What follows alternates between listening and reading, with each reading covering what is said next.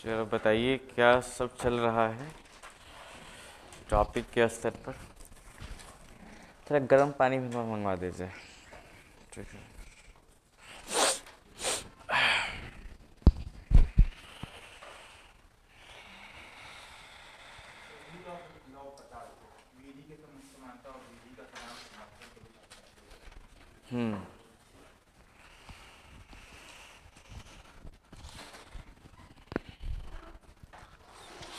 पढ़ा रहे थे या हो गया था?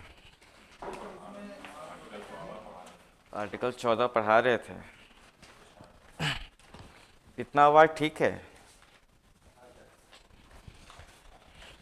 ठीक। नहीं ठीक है, इतना ठीक है। ठीक है। मौलिक अधिकार हम लोग पढ़ रहे थे, राइट?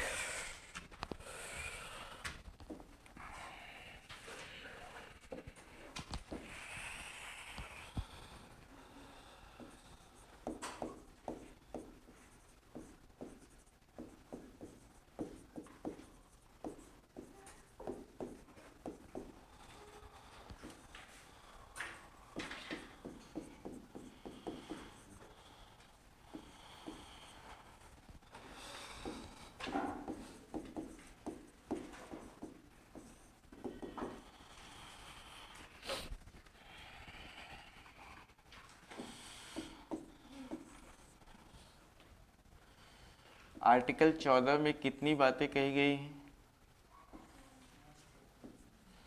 आर्टिकल 14 में मूलतः जो है दो एलिमेंट दिखाई पड़ता है। वो दो एलिमेंट क्या है?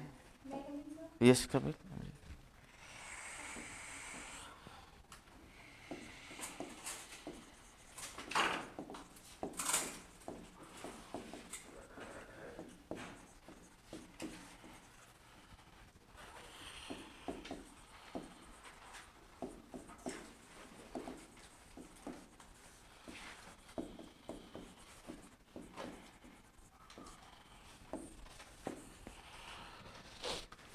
ठीक है। जरा बताइए, ये जो है, यह जो दो एलिमेंट लिया गया है, equality before the law and equal protection, equality before the law and equal protection of the law. ठीक है। पहली बात तो समझिए कि यह आया कहाँ से है। ठीक है। तो हम लोग जो है लास्ट क्लास में पढ़ रहे थे, एक व्यक्ति हुआ करते थे ब्रिटिश के राजनीतिक शास्त्र के विद्वान, का नाम था प्रोफेसर डाइसी। ये प्रोफेसर डाइसी ने एक जो है, उन्होंने क्या दिया था, एक थ्योरी दिया था, उसका नाम है रूल ऑफ लॉ। ठीक है। और इसी रूल ऑफ लॉ में जो है कितने एलिमेंट, मतलब इन्होंने बताया था कि किसी भी स्टेट में रूल ऑफ लॉ लाने का खास मकसद क्या है, कि वह स्टेट, हम बोल सकते हैं वह स्टेट में रूल ऑफ लॉ है जहाँ पर तीन एलिमेंट हो, या हम कह सकते हैं which state regulated by three elements, that is first is what, equality before the law and equal protection of the law. ठीक है। अब ये दो एलिमेंट तो आर्टिकल 14 में दिखाई पड़ता है। एक एलिमेंट जो है, अभी तीसरा एलिमेंट क्या है, कहता है कि राज्य जब न्यायिक निर्णयों से क्या होती है, संचालित होती है। राज्य जब न्यायिक निर्णयों से क्या होती है, संचालित होती है। तो ये चीज़ें जो है हमारे यहाँ प्रत्यक्ष रूप से तो नहीं दिखाई पड़ती है, लेकिन हम जो है अक्सर देख रहे होते हैं कि हमारे यहाँ जो है सुप्रीम कोर्ट कई वाद के तहत या किसी केस के माध्यम से वह अपनी जजमेंट को प्रस्तुत करती है, और वह जजमेंट जो है हमारे राज्य को संचालित करने में क्या होती है, सहायक होती है। तो हम कह सकते हैं कि भारत में रूल ऑफ लॉ को इस्टेब्लिश करने के लिए जो कौन सा आर्टिकल है, आर्टिकल 14। आर्टिकल 14 भारत में यह बताती है कि भारत में कैसा लॉ है, रूल ऑफ लॉ है। हम लोग लास्ट क्लास में यह भी बात कर लिए थे कि यह जो इक्वलिटी बिफोर द लॉ है, सिर्फ यही हमारे पास होता तो भी समानता की अवधारणा संपूर्ण रूप से संभव नहीं था। ठीक है, इसके लिए इसी में जो है जोड़ा गया क्या, equal protection of the law. इसका साफ मतलब है कि हम ये कह सकते हैं कि यह जो क्या है आपका आर्टिकल 14 है, वो भारतीय लोकतंत्र को, या हम कह सकते हैं भारत में जो लोकतांत्रिक मूल्य है, ठीक है, उसका एक डायनेमिक फॉर्म दिखाई पड़ता है। ठीक है, मतलब आर्टिकल 14 जो है भारतीय लोकतंत्र को क्या बनाता है, वह एक गतिमान संकल्पना को दिखा रहा होता है। ठीक है, अब सिंपल सी बात है कि इक्वलिटी बिफोर द लॉ के बिना, इक्वलिटी बिफोर द लॉ के बिना जो हम तीन मूल्य की बात करते हैं लोकतंत्र की, वो तीन मूल्य क्या है, न्याय, समानता, उसके बाद क्या है, स्वतंत्रता। ठीक है, इसमें चाहो तो एक और मूल्य जोड़ सकते हो, वो क्या है आपका, बंधुत्व। ठीक है, क्या आर्टिकल 14 के बिना न्याय को स्थापित कर पाना संभव था क्या? क्या आर्टिकल 14 के बिना समानता लाना संभव था क्या? क्या आर्टिकल 14 के बिना स्वतंत्रता आना संभव था क्या? क्या इसके बिना बंधुत्व संभव है क्या? एक बात तो तय है कि आर्टिकल 14 सिर्फ वो अपने मूल रूप में गतकीय प्रतिरूप को नहीं दिखा रहा है, या अपने मूल स्वभाव में भी क्या है, वह भारत में लोकतंत्र को स्थापित करने का एक यह क्या भी है, उपागम के रूप में भी हम इसको देख सकते हैं, जिसके तहत हमें क्या मिलता है, न्याय, समानता, स्वतंत्रता और बंधुता जो है उसका हम उपभोग करते हैं। आ रही बात समझ में? कल सब लोग टेस्ट दिए, कैसा लगा क्वेश्चन? लिख कर आए, बहुत अच्छा। इसी तरह कभी कभी सरप्राइजिंग टेस्ट होता रहेगा। पहले ही से पता था कि क्लास नहीं होना है, लेकिन मुझे पता था कि टेस्ट होने से बच्चे भाग भी सकते हैं, इसलिए डाला गया क्लास। ठीक है, तबीयत में थोड़ी डाउन है तो क्लास चलेगा आज थोड़ा मध्यम मध्यम हो चुकी है। आज बहुत इंपॉर्टेंट टॉपिक होने वाला आपका आरक्षण। ठीक है, आप लोग क्या चाहते हैं, आरक्षण को बहुत डीप में लेकर समझना है या फिर एक क्लास में? देखो, बहुत डीप में समझेंगे तो 2 क्लास तो लग ही जाएगा। मेरा उम्मीद है कि आज तो संभव ही नहीं है कि आरक्षण समाप्त हो जाए। ठीक है, कल ही समाप्त होगा। कल हम लोग आरक्षण को समाप्त कर लेंगे तो परसों मौलिक अधिकार भी समाप्त हो जाएगा, कि 2 मुद्दा बच जाएंगे आपके पास। एक है क्या आपका राइट टू फ्रीडम में 2 आर्टिकल है, आर्टिकल 19 और आर्टिकल 21। ठीक है, रिलीजियस फ्रीडम को लेकर के एक क्वेश्चन है, क्योंकि हम लोग पहले भी पढ़ चुके हैं पंथ निरपेक्षता को लेकर के। ठीक है, तो वो पंथ निरपेक्षता उसमें एक मुद्दा आता है जो कि हम पहले भी पढ़ चुके हैं प्रियम्बल में। ठीक है, और एक जो आपका एजुकेशनल एंड कल्चर राइट्स है, वो चूँकि आप पढ़ चुके हैं कि आप पीटी के स्तर पर आप जान चुके हैं, यह अधिकार सबों के लिए नहीं है, यह माइनॉरिटीज़ के लिए है। ठीक है, तो हम लोग उसको जो है कि मुद्दा बनाएंगे माइनॉरिटीज़ एंड डेमोक्रेसी। ठीक है, या माइनॉरिटीज़ एंड फंडामेंटल राइट्स। ठीक है, क्योंकि देखिए जो टॉपिक दिखाई पड़ता उस रूप में सवाल पूछता तो नहीं है ना, उसके हाइडिंग जो क्या है, एविडेंस है, उसके आधार पर पूछ रहा होता है। तो सबसे बड़ी बात है कि आखिर माइनॉरिटीज़ को अधिकार ही क्यों दिया गया? ठीक है, कहाँ दिया गया? ठीक है, तो इसका एक मुद्दा बन जाता है माइनॉरिटीज़ एंड डेमोक्रेसी। तो इसको बेस पर जो है 3 मुद्दा है, तो 3 मुद्दा परसों समाप्त कर, शायद परसों मेरी क्लास लग सकती है, वो आज ही तय हो जाएगा। ठीक है, तो आर्टिकल 14 में मूलतः जो है यह सारी बातें हैं जो हम लोग लास्ट क्लास में भी हम लोग उसको देख रहे थे। अब चूँकि यह एक ऑब्जेक्टिव्स क्या है आपका, एक इन्फॉर्मेशन के स्तर पर ये लाइन दिखाई पड़ रहा होता है कि क्वालिटी बिफोर द लॉ कहाँ से लिया गया, इक्वल प्रोटेक्शन कहाँ से लिया गया।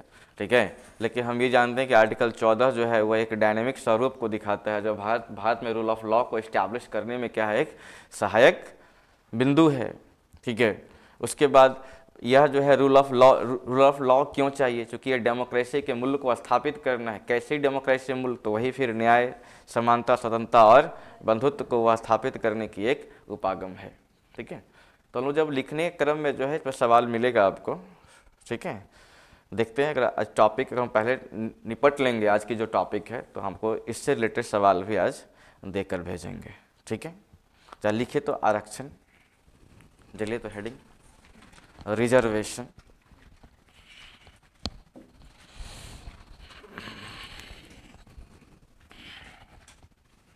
रिजर्वेशन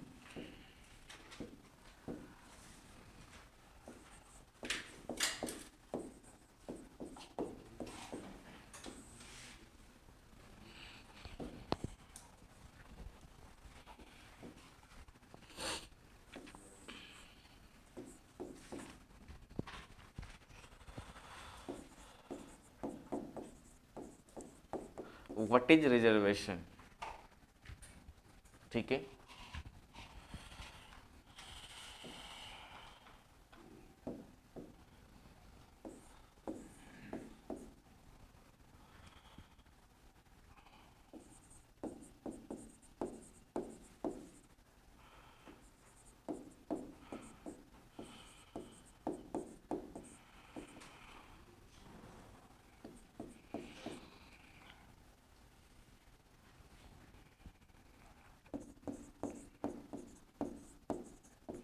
हिस्टोरिकल या ऐतिहासिक परिदृश्य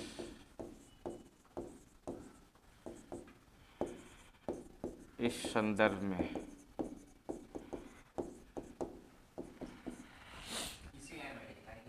इसी में आवश्यकता क्यों, ठीक है। ऐतिहासिक परिदृश्य इस संदर्भ में, ठीक है। उसके बाद जो है आरक्षण देने के क्रम में क्या क्या चैलेंजेस,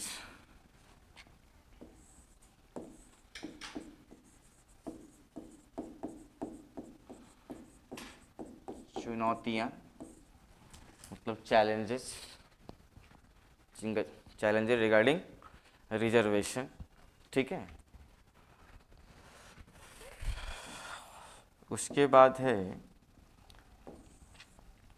कॉन्स्टिट्यूशनल प्रोविजन, या हम कह सकते हैं संवैधानिक आधार,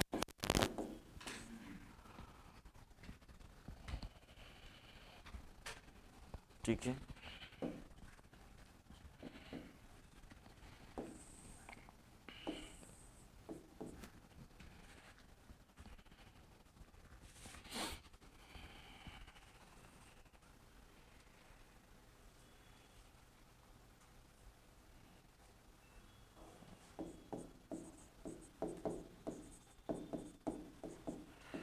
आरक्षण प्रस्तुति, ये दिख रहा है क्या, जैसा देखो तो ये कलर दिख रहा है, चमक रहा है, मतलब दिख नहीं रहा है। ऑरेंज कर दें, तो ऑरेंज वे कर देते हैं।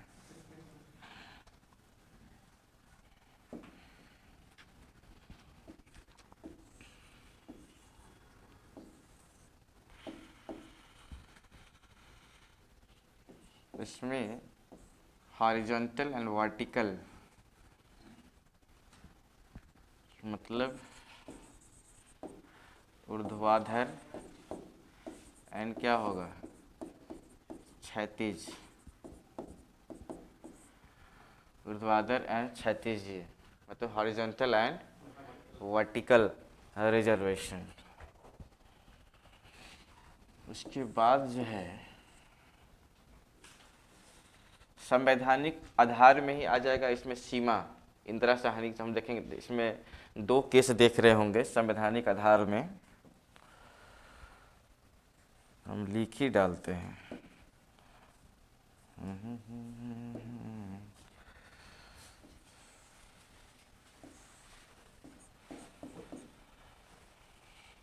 आर्टिकल 16 का 4,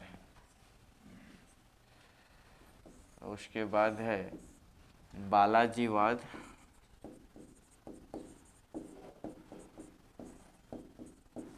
उसके बाद है इंदिरा साहनी, इंदिरा साहनीवाद, ठीक है।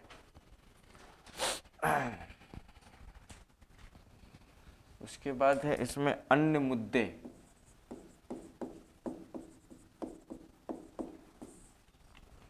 अन्य मुद्दे को यहाँ पर लिख दे।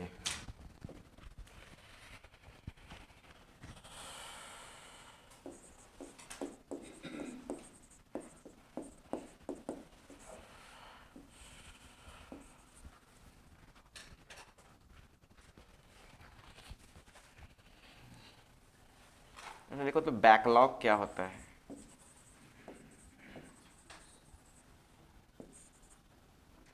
उसका कैरी फॉरवर्ड,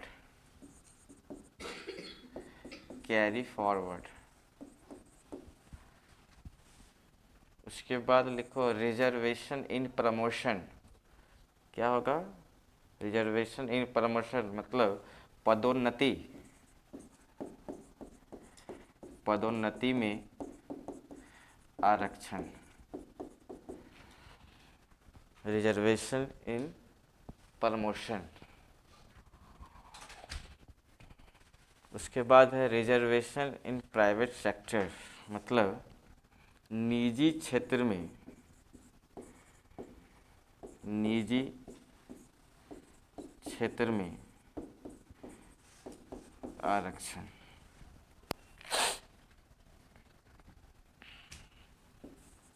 उसके बाद मामला है EWS।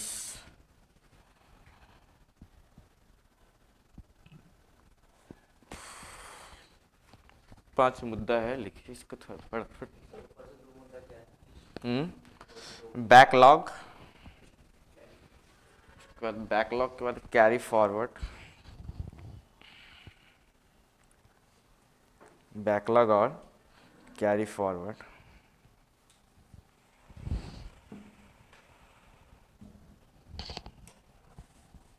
बैकलॉग और कैरी फॉरवर्ड।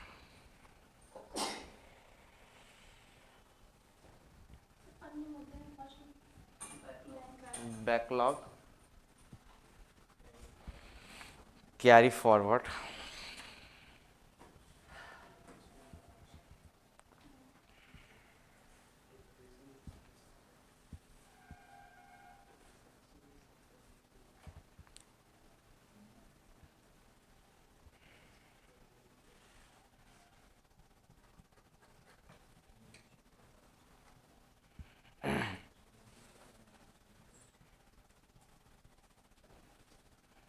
फिर तो आरक्षण मिलना अच्छी बात है बुरी बात है?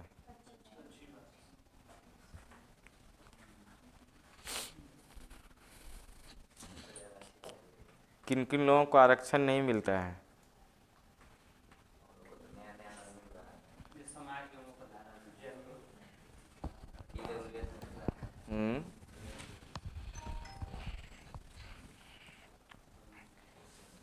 किन किन लोगों को आरक्षण नहीं मिलता है, पहले वो लोग हाथ उठाइए। आप लोग को नहीं मिलता है? अब मिलता है। EWS वाले हैं क्या? हाँ यस, ठीक है। इसमें देखिए महिला और जो है हैंडीकैप्ड को मैंने नहीं लिखा है, क्योंकि हम लोग इसी में आ जाएंगे। संवैधानिक या आरक्षण प्रस्तुतिकरण में देख लेंगे महिला को आरक्षण कैसे मिलता है, हैंडीकैप्ड कैसे, इसमें आ जाएगा। ठीक है। ये हॉरिजॉन्टल वर्टिकल जब पढ़ेंगे, हाँ, तो इसी में आ जाएगा ये। और तुम लोग सुबह सुबह नहा के मत आया करो। आज तो ऑलमोस्ट तुम्हारा क्लास छुट्टी होने को ही था, ठीक है। अलार्म भी फेल हो रहा था, ठीक है। हम लोग पढ़ेंगे सेरेब्रम क्या एक बायोलॉजिकल वॉच है। अगर आप सुबह रात को सोच के उठ सोए कि मुझे इतने बजे उठना है, तो उससे पहले ही नींद खुल जाती है। मेरी भी खुल गई थी। मैंने क्या किया, पहले पूरे अलार्म को जो पहले ऑफ़ किया, हमने कहा तो उठ ही गए हैं, अब क्या है। लेकिन वो 5 मिनट का स्नैप्स जो है ले बैठता, ठीक है। नीचे गाय हॉर्न दबा, पूरे मोहल्ला उठ गया कि कौन फिर सब देखा जा कौन रहा है इतना सुबह सुबह भाई। पहले मोहल्ले को हम उठाते थे, आज मोहल्ले वाले ने मुझे उठाया। ठीक है। तो छुट्टी का आनंद भी तभी आता है जब आप अचानक से पहुँचे। टेस्ट था ये तो फिर क्या है, जैसे कल का जो दुख है वो हम समझ सकते हैं क्या। जब आप कल आए और अचानक से टेस्ट पेपर मिल गया, ठीक है, हमें भी अच्छा लग नहीं रहा, हम बहुत कोशिश में थे क्लास कैंसिल कर दीजिए, बोला कि नहीं नहीं टेस्ट ले ही लिया जाए। अगर चलिए हम समझ सकते हैं ना दुख कहाँ। एक अच्छी सास तो वही है जो पहले अच्छी बहू रह चुकी है। छुट्टी का आनंद कब है, जब क्लास को लेकर डिटरमाइंड हो कि क्लास होगा ही होगा, और अचानक बोर्ड टंगा हो बाहर, कार्य प्रगति पर है, असुविधा के लिए खेद है, तब खुशी मिलती है। संडे को छुट्टी है, मंडे को छुट्टी है, फिर खुशी थोड़ी मिलती है। सोने से पहले नोटिफिकेशन मिल जाएगी तो सुबह नहीं जाना है। ओए फिर क्या कहें, तो मतलब दाल में घी घी पड़ने जैसा है। देखिए दो रास्ता है, ये पहले इसको अच्छे से समझ लीजिए, ठीक है। पहले इसको जो है, ये जो आपका डायग्राम है, आपके बीपीएससी का जो मुद्दा है, बीपीएससी तो का जो सिलेबस है आरक्षण को लेकर के जो मुद्दा है, तो बहुत बौना साबित हो जाता है इस फॉर्मेट के आगे, ठीक है, कि क्या होता है आरक्षण, ठीक है, आवश्यकता क्यों पड़ी, ठीक है, इसका ऐतिहासिक परिदृश्य को देखेंगे, what is the historical aspects to give reservation in India, ठीक है, उसको लेकर के है। फिर चैलेंजेस क्या है, क्योंकि आप आरक्षण देंगे तो सिंपल सी बात है, सबसे बड़ा चैलेंज इसके लिए क्या है कि यह समानता के खिलाफ है, it is against to equality, ठीक है। उसके बाद है कि यह जब समानता के क्या है खिलाफ है, फिर भी जो है, फिर भी यह राइट टू इक्वालिटी में ही जो है मुद्दा उठता है। कौन सा आर्टिकल देखिए 16 का 4 क्या है, ये सब आर्टिकल तो आप पढ़ के बैठे होंगे ना, ठीक है, नहीं तो मोबाइल है ही पास में, डालिए, वहाँ पर आपको दिखाई पड़ेगा कि स्टेट अपने सिटीजन को, जो पिछड़े वर्ग हैं, नहीं तो पिछड़े वर्ग हैं, उनको कहाँ पर, पब्लिक एम्प्लॉयमेंट में, ठीक है, नौकरी पब्लिक एम्प्लॉयमेंट में क्या देगी, वह आरक्षण देगी, ठीक है। यही से मुद्दा। अच्छा बताओ, आरक्षण जाति को मिलता है या वर्ग को मिलता है, हैं? क्या ये बताओ, कास्ट और क्लास दोनों समान है क्या, ठीक है। आप देखिएगा हमेशा वर्ग जो आप बोलते हो ना, जाति सर, जाति कि मतलब बोलते हैं क्या चाहिए, आर्टिकल 15 में, आर्टिकल 16 में लिखा हुआ state has not discriminate on the basis of dash, और उसमें एक जो है कास्ट भी लिखा है, रिलीजन भी लिखा है, फिर भी जो है क्या है, किसी खास कास्ट को जब मुद्दा आती है किसकी, आरक्षण की, तो किसी खास जाति, किसी धर्म को देखा जा रहा होता है। फिर ये दोनों में कॉन्ट्राडिक्शन कैसा है, देखिएगा आप, वहाँ जब आरक्षण की जब बात होती है तो वहाँ क्लास की बात होती है, ठीक है। और होता क्या है कि जितने चालाक आप हैं, इससे कई गुना ज़्यादा चालाक कौन है, आपका जो प्रतिनिधि है, ठीक है। पॉलिटी पढ़ने वाला, पॉलिटी पढ़ाने वाला एक अच्छा पॉलिटिशियन नहीं है, लेकिन जो जीवन में कभी पॉलिटी पढ़ा ही नहीं, वो एक बेहतर क्या है, पॉलिटिशियन। अब एग्जाम्पल मुझसे मत लीजिए कि कौन एग्जाम इसे क्या है, ठीक है, आप भारत की राजनीतिक व्यवस्था को समझिए और चुनिए, अरे कुछ तो करो खुद से, ठीक है। तो जो पॉलिटी पढ़ता है, जो पॉलिटी पढ़ा रहा है, वो अच्छा पॉलिटिशियन नहीं है, ठीक है, लेकिन जो पॉलिटी कभी पढ़ा ही नहीं, वह एक अच्छा क्या है, पॉलिटिशियन है। फिर वही बातें हैं मोहम्मद बिन तुगलक एंड अकबर की, जो कभी पढ़ा ही नहीं वो एक अच्छा प्रशासक बन गया, जो खूब पढ़ा लिखा वो एक अच्छा प्रशासक नहीं बन पाया, ठीक है। अब ये नहीं कि पॉलिटिशियन बनना है तो पढ़ाई लिखा छोड़ दे सबको, ठीक है। अब देखिए कहता क्या है कि आर्टिकल चाहे 15 की बात करे या फिर 16 की बात करे, उसमें एक शब्द लगा मिलता है केवल।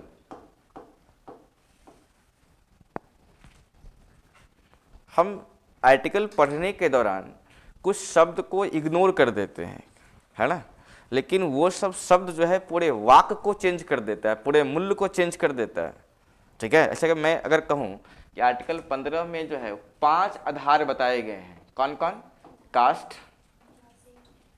कास्ट है, उसका क्या है, रिलीजन, उसके बाद क्या है, रेस, उसके बाद क्या है आपका जेंडर, उसके बाद क्या है प्लेस ऑफ बर्थ। इसके आधार पर स्टेट डिस्क्रिमिनेट नहीं करेगा। State has not discriminate on the basis of dash, मतलब राज्य केवल इस आधार पर विभेद नहीं करेगा। इसका मतलब है कि इसके सिवा सब चीज पर विभेद कर सकता है। समझ रहे इस बात को? मतलब विभेद न करने का उसके पास मात्र कितना आधार है? ठीक है, विभेद करने का कितना आधार हो सकता है? कई हो सकता है। ठीक है, क्या इसमें कहीं क्लास लिखा हुआ है क्या? इसका मतलब हर कास्ट में, हर जाति के कुछ वर्ग क्या हो सकते हैं? वो पिछड़े हो सकते हैं। जैसे EWS का जो मुद्दा है वो क्या है? किसी खास कास्ट में कैसा वर्ग, तो उसमें अब वर्ग कई हो सकता है। ठीक है, वर्ग का आधार सामाजिक हो सकता है, शैक्षणिक हो सकता है, आर्थिक हो सकता है। ठीक है, अब यहां से पॉलिटिशियन ने क्या किया कि चूंकि आखिर व्यक्ति कहां से आएगा? यहीं से तो आएगा। कोई भी व्यक्ति या तो किसी खास कास्ट से हो बिलोंग करता है, किसी खास रिलीजन से बिलोंग कर रहा होता है, किसी खास प्लेस ऑफ बर्थ से आ रहा होता है। कि जब हम इन सब चीजों पर अगर हम कह बैठे कि state has not discriminate on the basis of, तो फिर आरक्षण की बात कैसे आएगी? ठीक है, क्योंकि जब हम इस बेस पर किसी का विभेद ही नहीं करेंगे तो फिर आरक्षण की जो संकल्पना है वो अपने आप में शून्य हो जाएगी। ठीक है, तो आरक्षण मिलेगी कैसे? तो इसके खास वर्ग हो सकते हैं और वर्ग के कई प्रकार हो सकते हैं। क्लास कई प्रकार का हो सकता है, चाहे वो सामाजिक हो, शैक्षणिक हो, आर्थिक हो। ठीक है, इसी के आधार पर जैसे मान लिया रिप्रेजेंटेशन देख रहा है, आर्टिकल 16 का अगर आप आर्टिकल जो है 16 पढ़िएगा तो उसमें क्या बोल रहा होता है? Representation in public employment. ठीक है, कि सरकारी नौकरी में किसी खास वर्ग का प्रतिनिधित्व के आधार पर अगर वो माइनॉरिटी है, मतलब मतलब संख्या में कम है, तो ऐसे वर्ग को भी आरक्षण दिया जा सकता है और यहीं से राजनीति जो है शुरू हो जाती है। अब बड़ी बात यह कि आरक्षण जिसको मिलता है उसके लिए अच्छी बातें हैं, जिसको आरक्षण नहीं मिलता है इससे तो क्या है वैज्ञानिकता पे प्रभाव पड़ता है कि ऐसे लोग, चूंकि मेरा पीटी नहीं हो रहा है, फलना जो है आगे निकल जा रहा है। ठीक है, डॉक्टर को मतलब नीट के एग्जाम हो या IIT, मतलब कई प्रकार के जो एग्जाम हो रहे, जैसे UPSC है, बोल रहे होते कि यहाँ पर जो है प्रशासनिक कुशलता एक क्या है आपका एबिलिटी है। ठीक है, नंबर कम होने से हम ये कह रहे होते हैं कि कम नंबर से उसका जॉब लग रहा है, इसका मतलब प्रशासनिक कुशलता पे प्रभाव पड़ेगा। ठीक है, अब एक बात जो है अपने आप में एक विवादित है कि नंबर कैसे डिसाइड कर सकता है, कैसे? एडमिनिस्ट्रेटिव एबिलिटी को। बात को समझ रहे हैं? अगर परसेंटेज डिसाइड कर रहा होता, नंबर डिसाइड कर रहा होता, इसका मतलब कि चाहे वो मैट्रिक के टॉपर्स हो, इंटर के टॉपर्स हो या फिर BA BSc का टॉपर्स हो, इन लोगों को बैठाई जाती। तो एक बात तो साफ है कि ऐसे कंडीशन में उनको जो है नंबर नहीं चाहिए, प्रशासनिक एबिलिटी होना। और इसी आधार पर आपका सिलेबस भी बना है।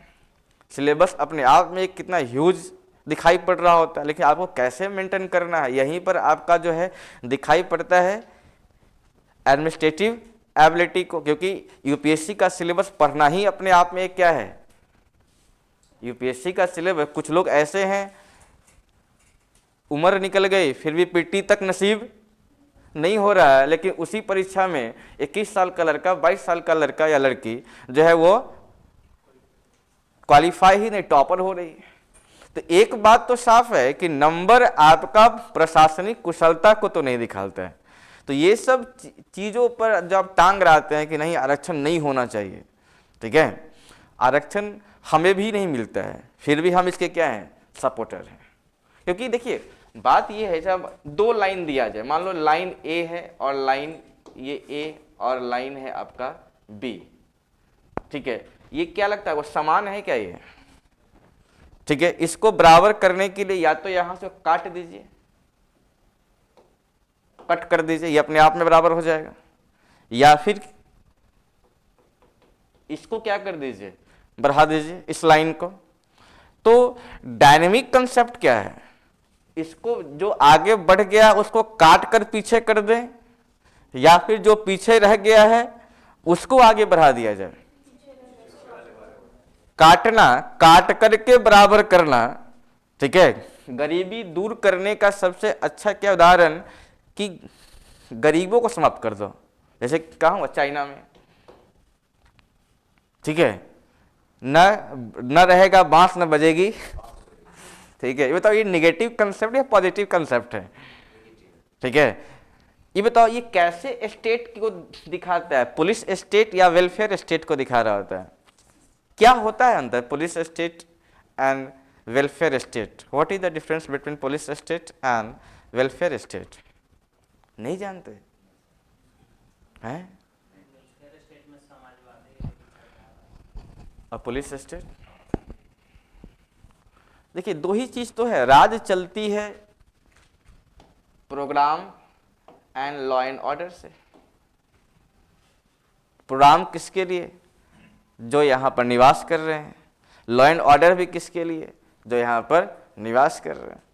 तो जब स्टेट सिर्फ और सिर्फ लॉ एंड ऑर्डर को देखे, प्रोग्राम का इंप्लीमेंटेशन पर उसका ध्यान ना हो, तो वैसा स्टेट कहलाता है पुलिस स्टेट।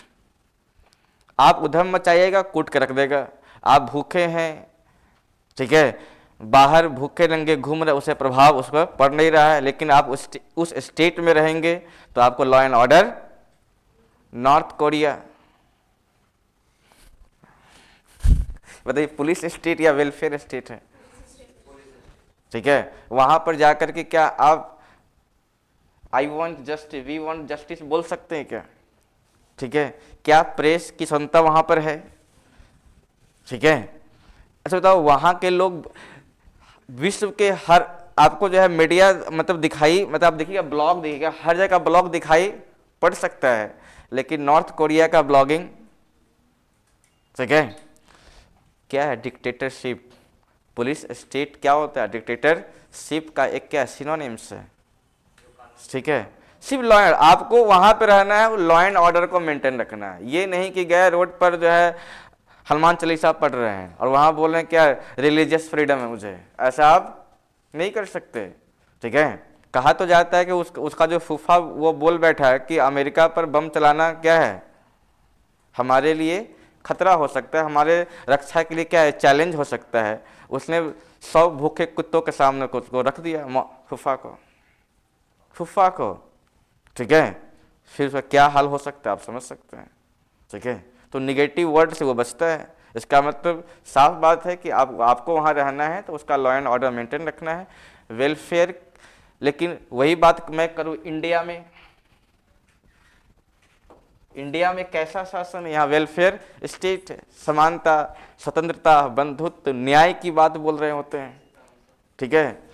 राज्य कैसे तय कर सकता है कि मैं क्या खा रहा हूँ, क्या पहन रहा हूँ, ठीक है। मतलब इतनी क्या लिबर्टी हमारे यहाँ, इतना उदार है, ठीक है। खुद से शादी कर रहे हैं, कितना उदार है हमारा समाज, कितना उदार है। लेकिन ऐसा सोचिए अफगानिस्तान में अगर ऐसा हो जाए तब, पाकिस्तान में अगर आप ऐसा कर दिए तब, ठीक है। 6 इंच छोटा, ठीक है, वो 6 इंच छोटा नीचे से या ऊपर से ठीक है। अच्छा सोचिए आप कितने खूबसूरत देश में रह रहे हैं, ठीक है।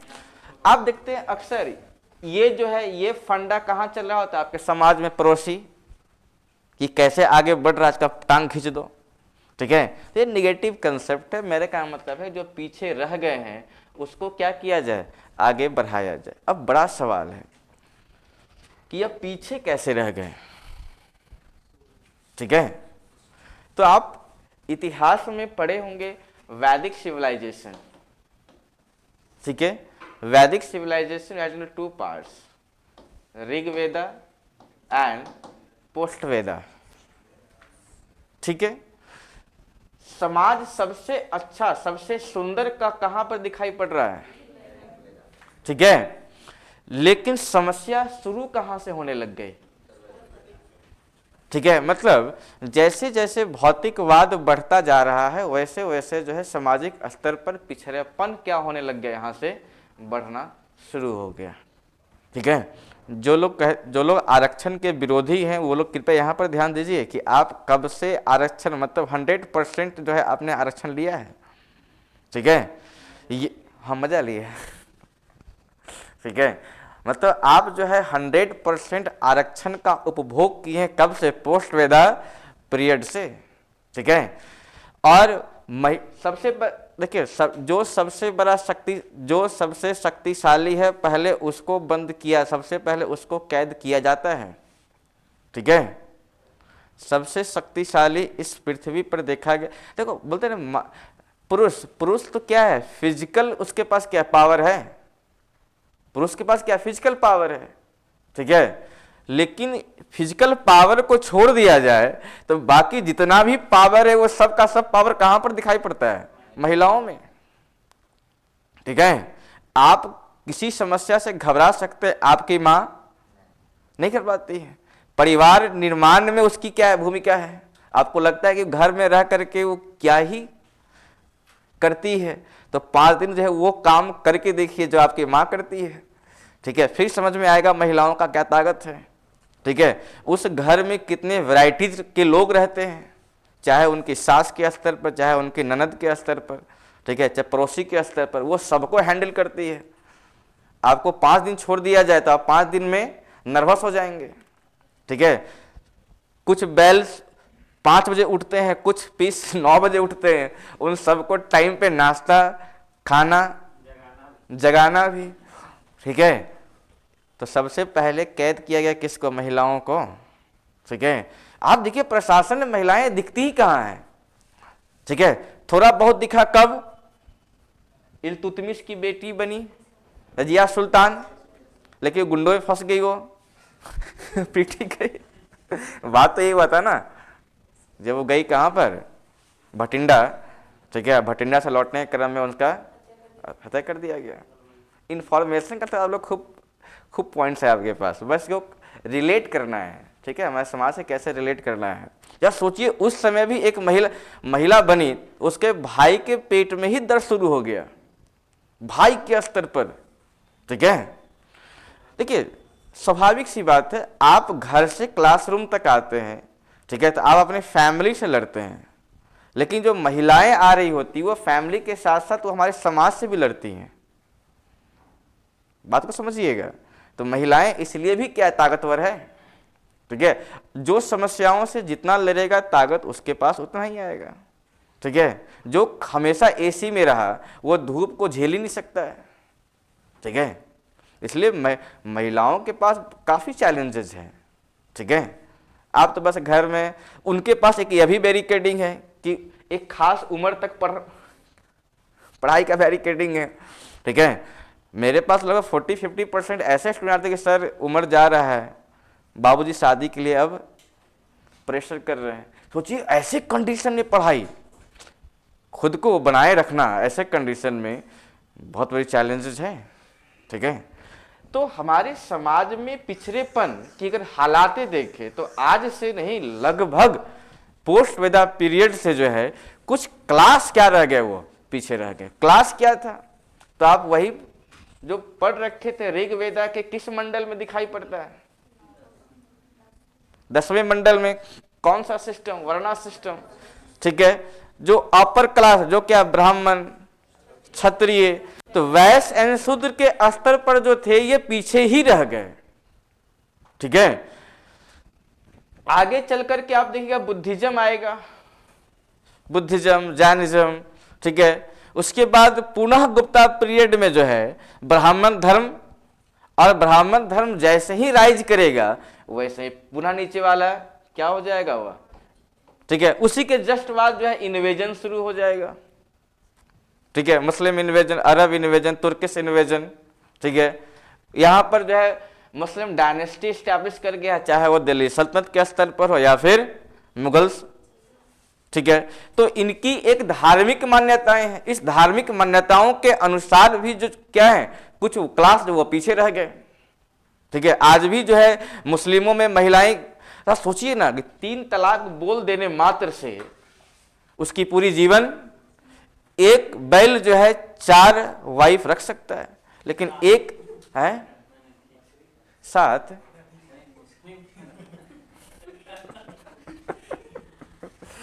ठीक है, अब जरा सोचिए, मतलब एक महिलाएं 4 शादी, उदार तो तब मानते हैं। अच्छा, बुराइयां हर धर्म में है, आपके यहां जो क्या है सती सिस्टम है, ये क्या है? गुप्ता पीरियड में भानुगुप्त की वाइफ, जो कि उसका प्रेम था, ठीक है, वो उसके बिना जीने में सक्षम नहीं थी, तो कूद के जान दे दी। ठीक है, अब इसके खातिर कितने महिलाओं को नहीं, देखिए मेरा कहने का मतलब जो आरक्षण की बात जब नहीं बोलते, जो चिल्लाते हैं हाउ डियर, ठीक है, तो सोचिए कि आखिर जो क्लासेज वो कितना जिल्लत झेल करके यहां तक आई हैं। ठीक है, या सोचिए बाल विवाह, एक तरफ बाल विवाह, child marriage and Sati system, 7-8 साल में तो 7-8 साल के बच्चा समझ ही क्या रहा है, सामाजिक परिदृश्य क्या है, उसको पता ही नहीं कि पति क्या होता है। ठीक है, और पति मालूम चला कि वो शिकार पर गया, कोई किसी ने कूट दिया उसको किसी ने सुखा गया, अब वो मर गया है, इस वजह से उसको जलना पड़ रहा है। उसको पता ही नहीं कि उसको जलाया किस वजह से। नहीं, मान लो कि 5 दिन शादी का हुआ ही है, उसका पति मर गया है, उसको पता ही नहीं है कि उसको मरना क्यों है। ये अपने आप में क्या, एक थोड़ा सा ब्लेड लग जाए हैंड पर तो इतना दर्द, और एक जिंदा महिला जिसको जो है आग में बैठा कर जलाया। तो देखो हर धर्म में बुराइयां रही है। मुस्लिम में बताओ, एक बैल 4 गो, और वो चाहे तो उसको कैंसिल भी कर सकता है, एक को तलाक कर दिया फिर एक वैकेंसी। तो ऐसी चीजें समाज वाकई में जो है, ये सब एलिमेंट्स हैं, इसको तो हटाना ही चाहिए। ठीक है, तलाक के बिद्दत के बाद अगर पुनः उसके पास जाना है तो उसकी एक अपनी परंपरा है। ठीक है, बात को समझ रहे हैं कि फिर उसको किसी और शादी, फिर उसे तलाक, फिर इसके पास। अच्छा, ये महिलाएं हैं, ये इंसान है या उपभोग की वस्तुएं हैं?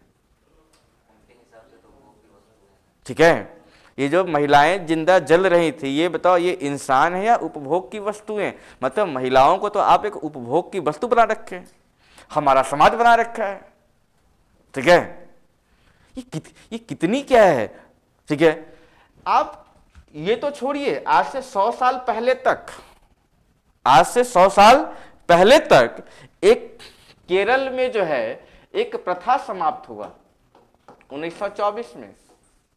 आप वहां पर पढ़िएगा तो एक नाडार कम्युनिटी जो क्या है अति पिछड़ा में आता है। ठीक है, इसी में एक महिला का नाम है नांगेली, नांगेली की कहानी।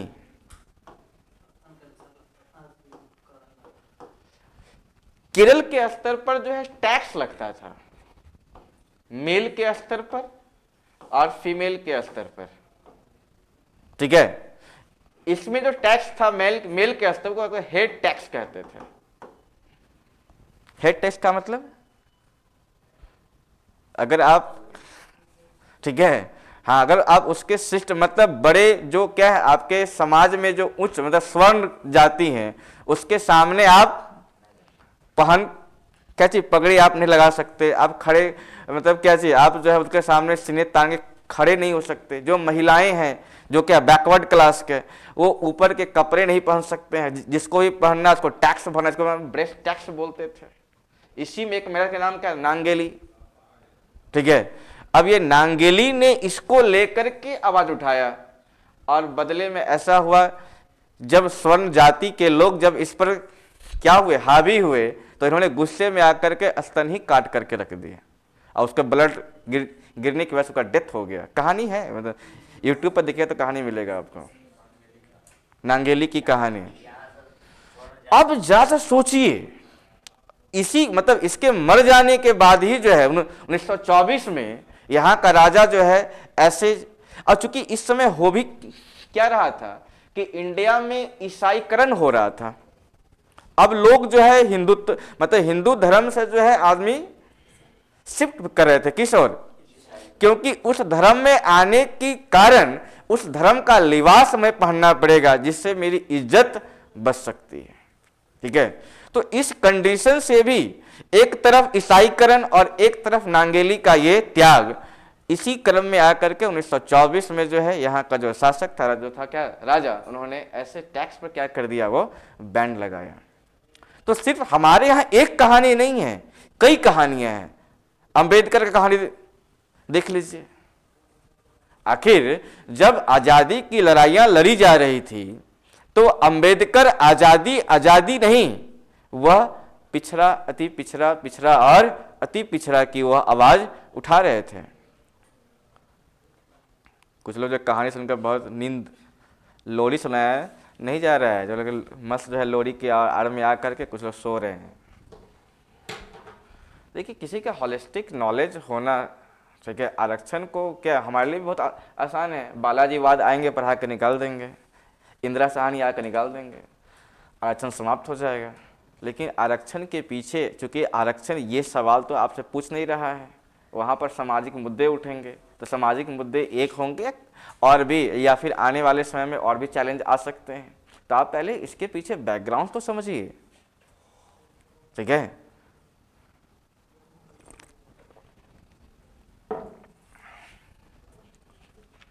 अब बताओ, आरक्षण मिलना चाहिए या नहीं है? अब स्थिति देखकर लग रहा है कि आरक्षण मिलना चाहिए, ठीक है।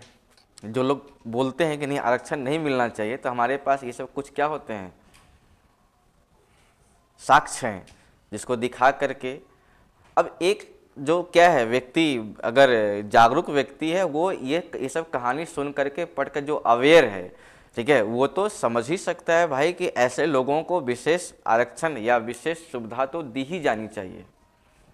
आ रही बात समझ में? तो एक बात तो तय है कि अभी तक के क्लास में आप ये समझ चुके हैं कि जो स्वर्ण जाति के नीचे जो लोग रह रहे हैं, वो लोग ना हो करके, वह इंसान ना हो करके, वह क्या एक उपभोग की वस्तु थे, ठीक है, जिसका यूज जो है आज से नहीं, लगभग पोस्ट वेदा पीरियड से लेकर के लगभग अभी, देखिए अभी भी आप देखिएगा, आजाद भारत के गुलाम नागरिक, ठीक है, आजाद भारत, ये सब क्या है, सामाजिक परंपरा। हम जो आखिर एक कंसेप्ट आपको बताए थे, यही सब मान्यताओं के लिए तो आई थी कॉन्स्टिट्यूशनल मोरालिटी, जिसको हम क्या बोलते हैं,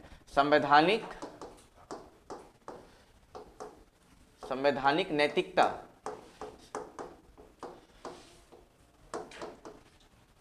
ठीक है, आखिर इनको गुलाम बना कौन रहा था, सामाजिक परंपरा, सामाजिक नैतिकता, ठीक है।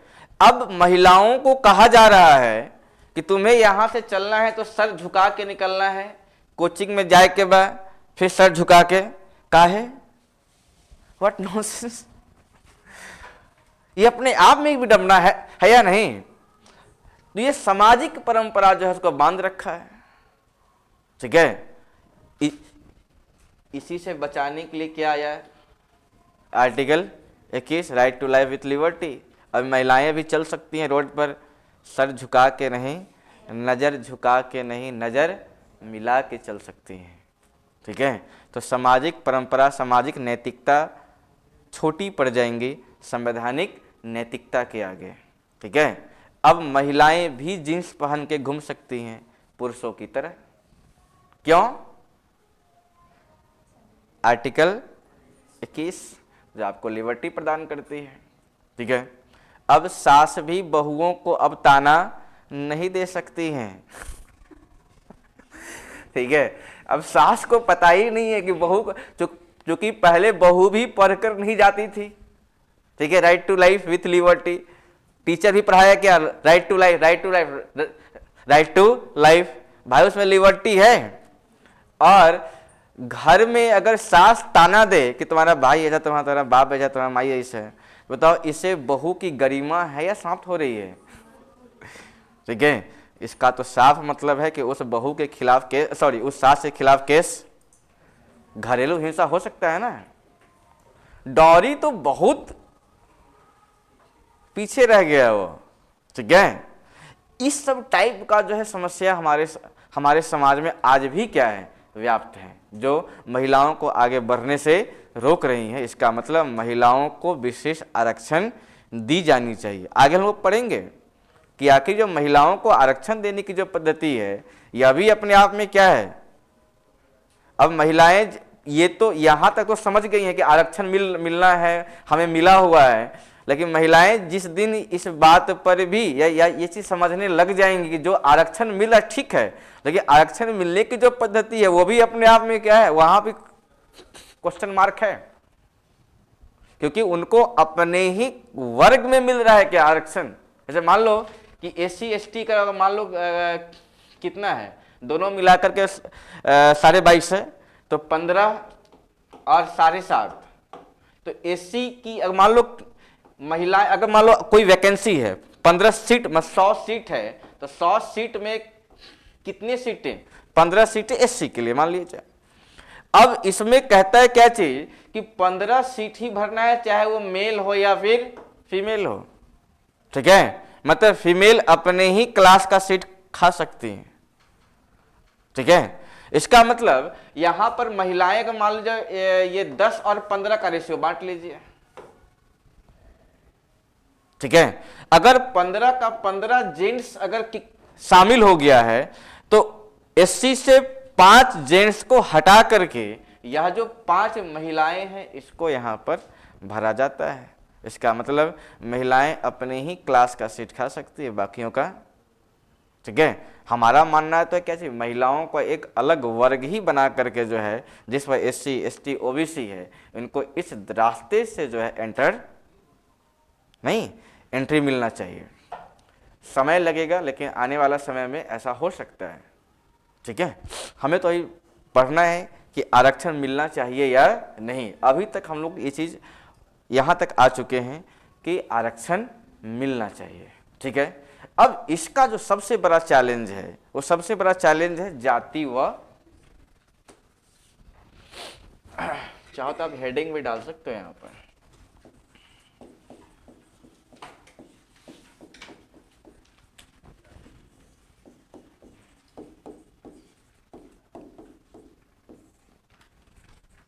जाति, वर्ग और लोकतंत्र, ठीक है।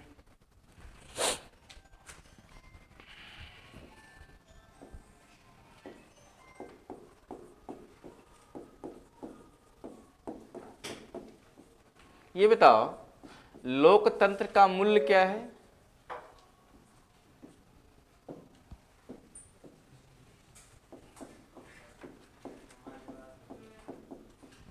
समानता,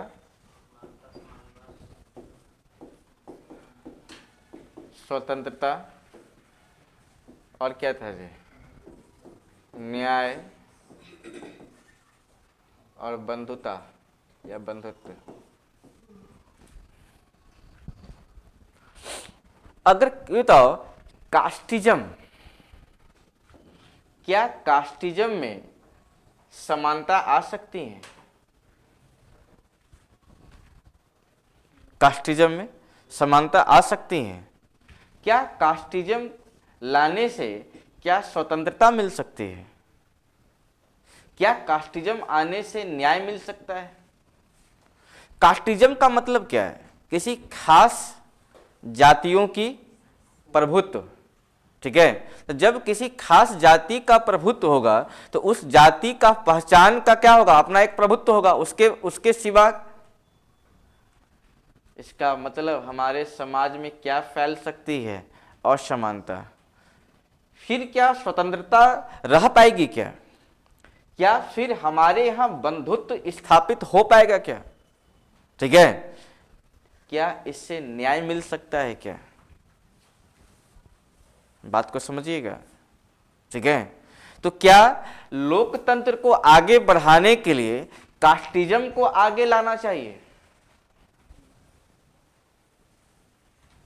ये अपने आप में क्या है, ऐसा लगता है यह एक निगेटिव कंसेप्ट है, लेकिन कुछ विद्वानों ने कहा कि कास्टिज्म जो है, जैसे मान लो एक है राशिद कोठारी,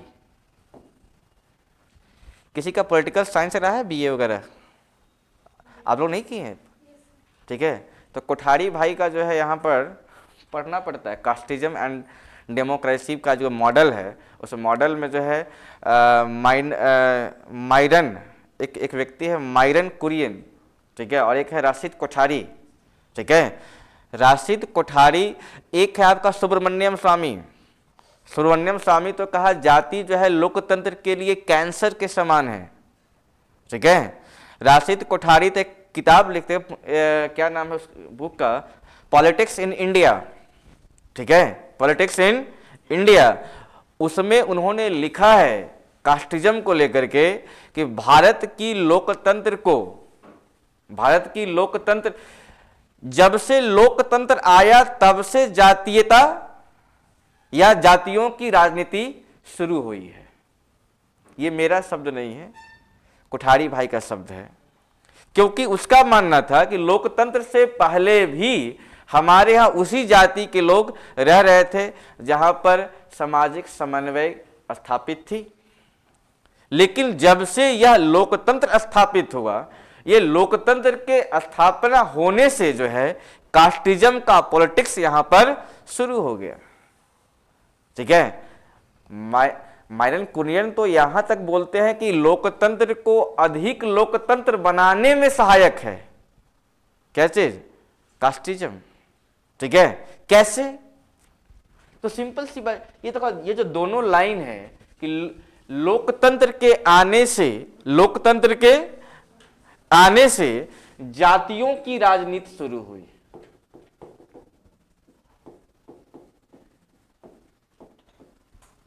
क्यों ऐसा, तो सिंपल सी बात है, वोट बैंक, ठीक है। ये मतदाता सूची जो तैयार होते हैं, ठीक है, ये किसके बेस पर, सेंसस, क्या बोलते हैं इसको, जनगणना के बेस पर, ठीक है। ये निकलता है कि आखिर कितने लोग जो है 18 साल से ऊपर है, और जो भी 18 साल से ऊपर है वो एडल्ट फ्रेंचाइजी के तहत उनको एक अधिकार मिले, कम बोलते क्या, राइट ऑफ वोटिंग। और राइट ऑफ वोटिंग आपका क्या है, यह एक पॉलिटिकल राइट्स है आपका, ठीक है। अब ये जनगणना के आधार पर जिसकी जितनी संख्या भारी उसकी उतनी हिस्सेदारी, ठीक है। इसके बेस पर जो है जातियों की राजनीति यहां से शुरू हो गई, ठीक है। लेकिन आगे चल करके 1967 देखिएगा, यहां से पॉलिटिकल अनस्टेबिलिटी जो है वो राइज करता है, ठीक है। और यहीं से जो है कॉलिजन गवर्नमेंट का भी कंसेप्ट यहां से राइज करता है। और ये आते आते लगभग 1990 तक आते आते गठबंधन की जो सरकार है, या क्षेत्रीय जो क्या गठबंधन की सरकार में क्षेत्रीय दलों की भूमिका बढ़ गई। और इस क्षेत्रीय दलों की भूमिका में जो है क्षेत्रीय दल राइज ही कर रहे हैं क्षेत्रीय मुद्दा उठा करके, और क्षेत्रीय मुद्दा में अपने आप में क्या है, कास्टिज्म। अब अलग अलग जातियों की यहाँ पर राजनीति शुरू हो गई। अब अलग अलग जातियों की राजनीति ही नहीं, अलग अलग जातियों की न्याय की बात भी यहाँ पर आरंभ हो गई। और इसी में जो आज वर्तमान स्वरूप में आपको जो दिखाई पड़ता है कि यह जो है पिछड़े वर्ग में ही नहीं, अब जो है स्वर्ण वर्ग में भी जो है आरक्षण देने की बात शुरू हो गई, ठीक है। इसका मतलब कि ये जो लोकतंत्र आने से ही क्या हुआ, जातियों की राजनीति शुरू हुई, और साथ ही साथ लोकतंत्र को और खूबसूरत मोड़ कौन दे रहा है यहाँ पर, कास्टिज्म, ठीक है।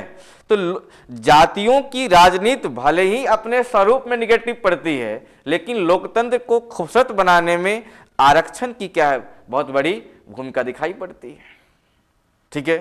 अब जो सबसे बड़ा चैलेंज दिखाई पड़ता है कि यह जो आरक्षण है, यह आरक्षण यह किसके खिलाफ दिखाई पड़ता है, तो यह है समानता के खिलाफ है। समानता के खिलाफ का मतलब क्या है, असमानता, या फिर हम इसके लिए एक शब्द का प्रयोग कर सकते हैं, विभेद, डिस्क्रिमिनेशन, ठीक है जी। ये जो डिस्क्रिमिनेशन है, ये डिस्क्रिमिनेशन भी अपने आप में क्या है, दो स्वरूप में दिखाई पड़ता है। एक क्या है आपका एक्सप्लॉयटेटिव डिस्क्रिमिनेशन, जिसको हम क्या करते हैं, शोषणकारी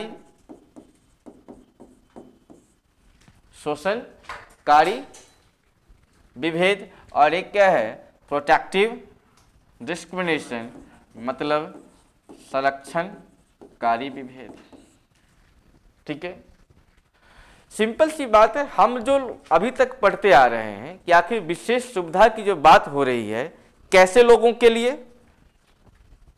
तो सिंपल सी बात है, अभी तक बात हुई है क्लास के लिए। कैसे क्लास, जो डेप्रिवेशन का क्या हो चुके हैं, शिकार हो चुके हैं, जो डेप्रिव्ड क्या है, डेप्रिव्ड क्लास मतलब वंचित वर्ग।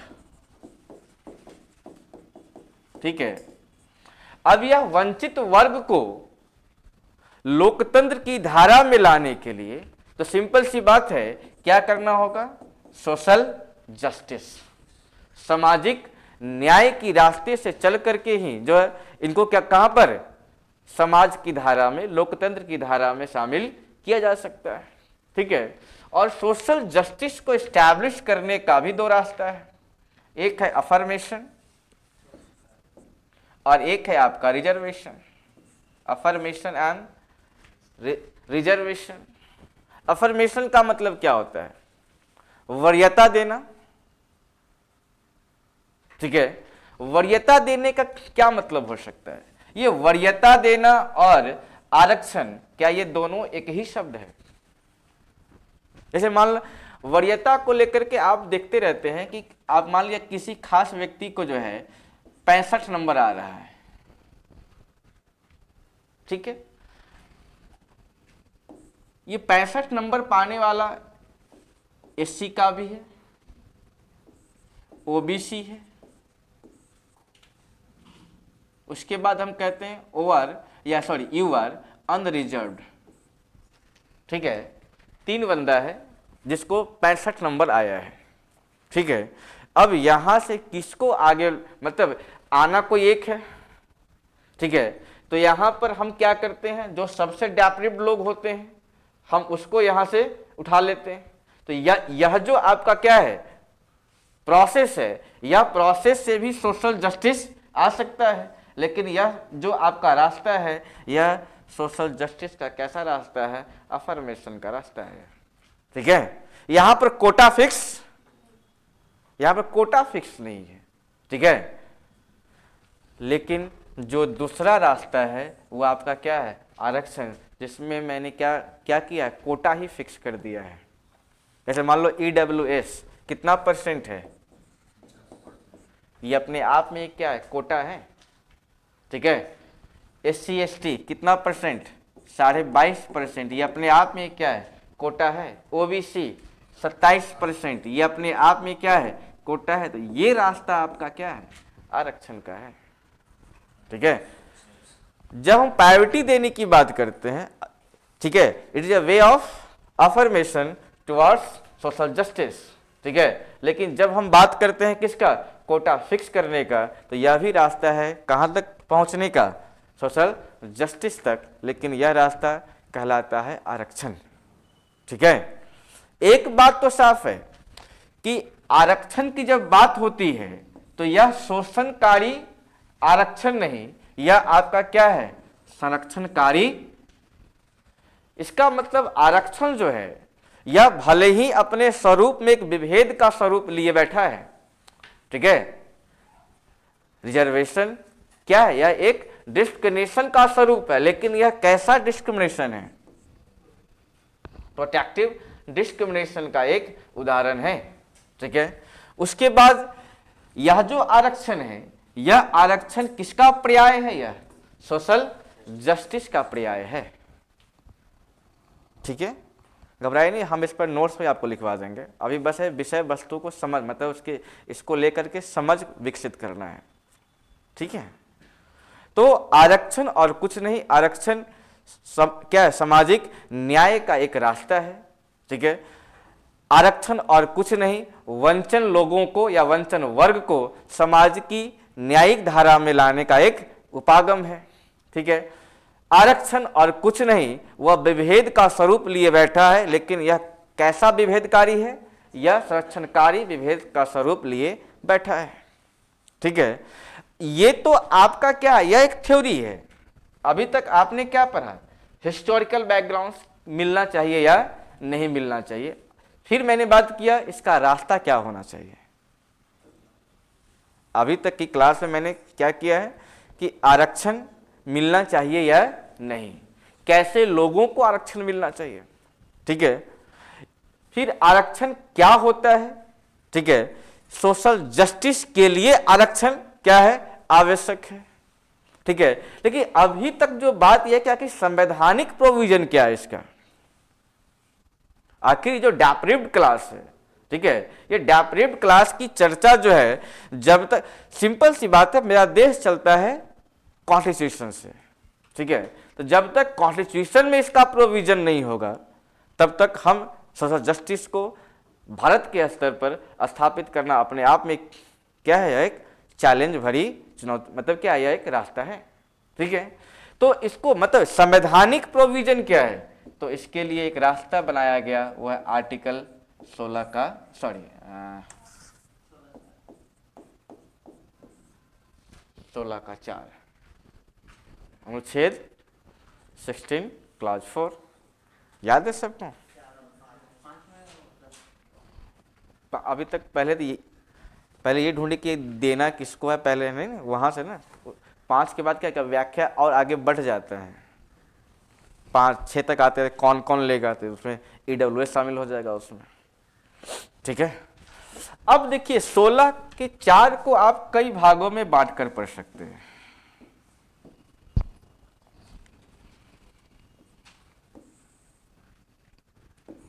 पहला भाग है किसके लिए, राज्य के लिए। ठीक है, कहता है राज्य किसको, तो अपने नागरिक को,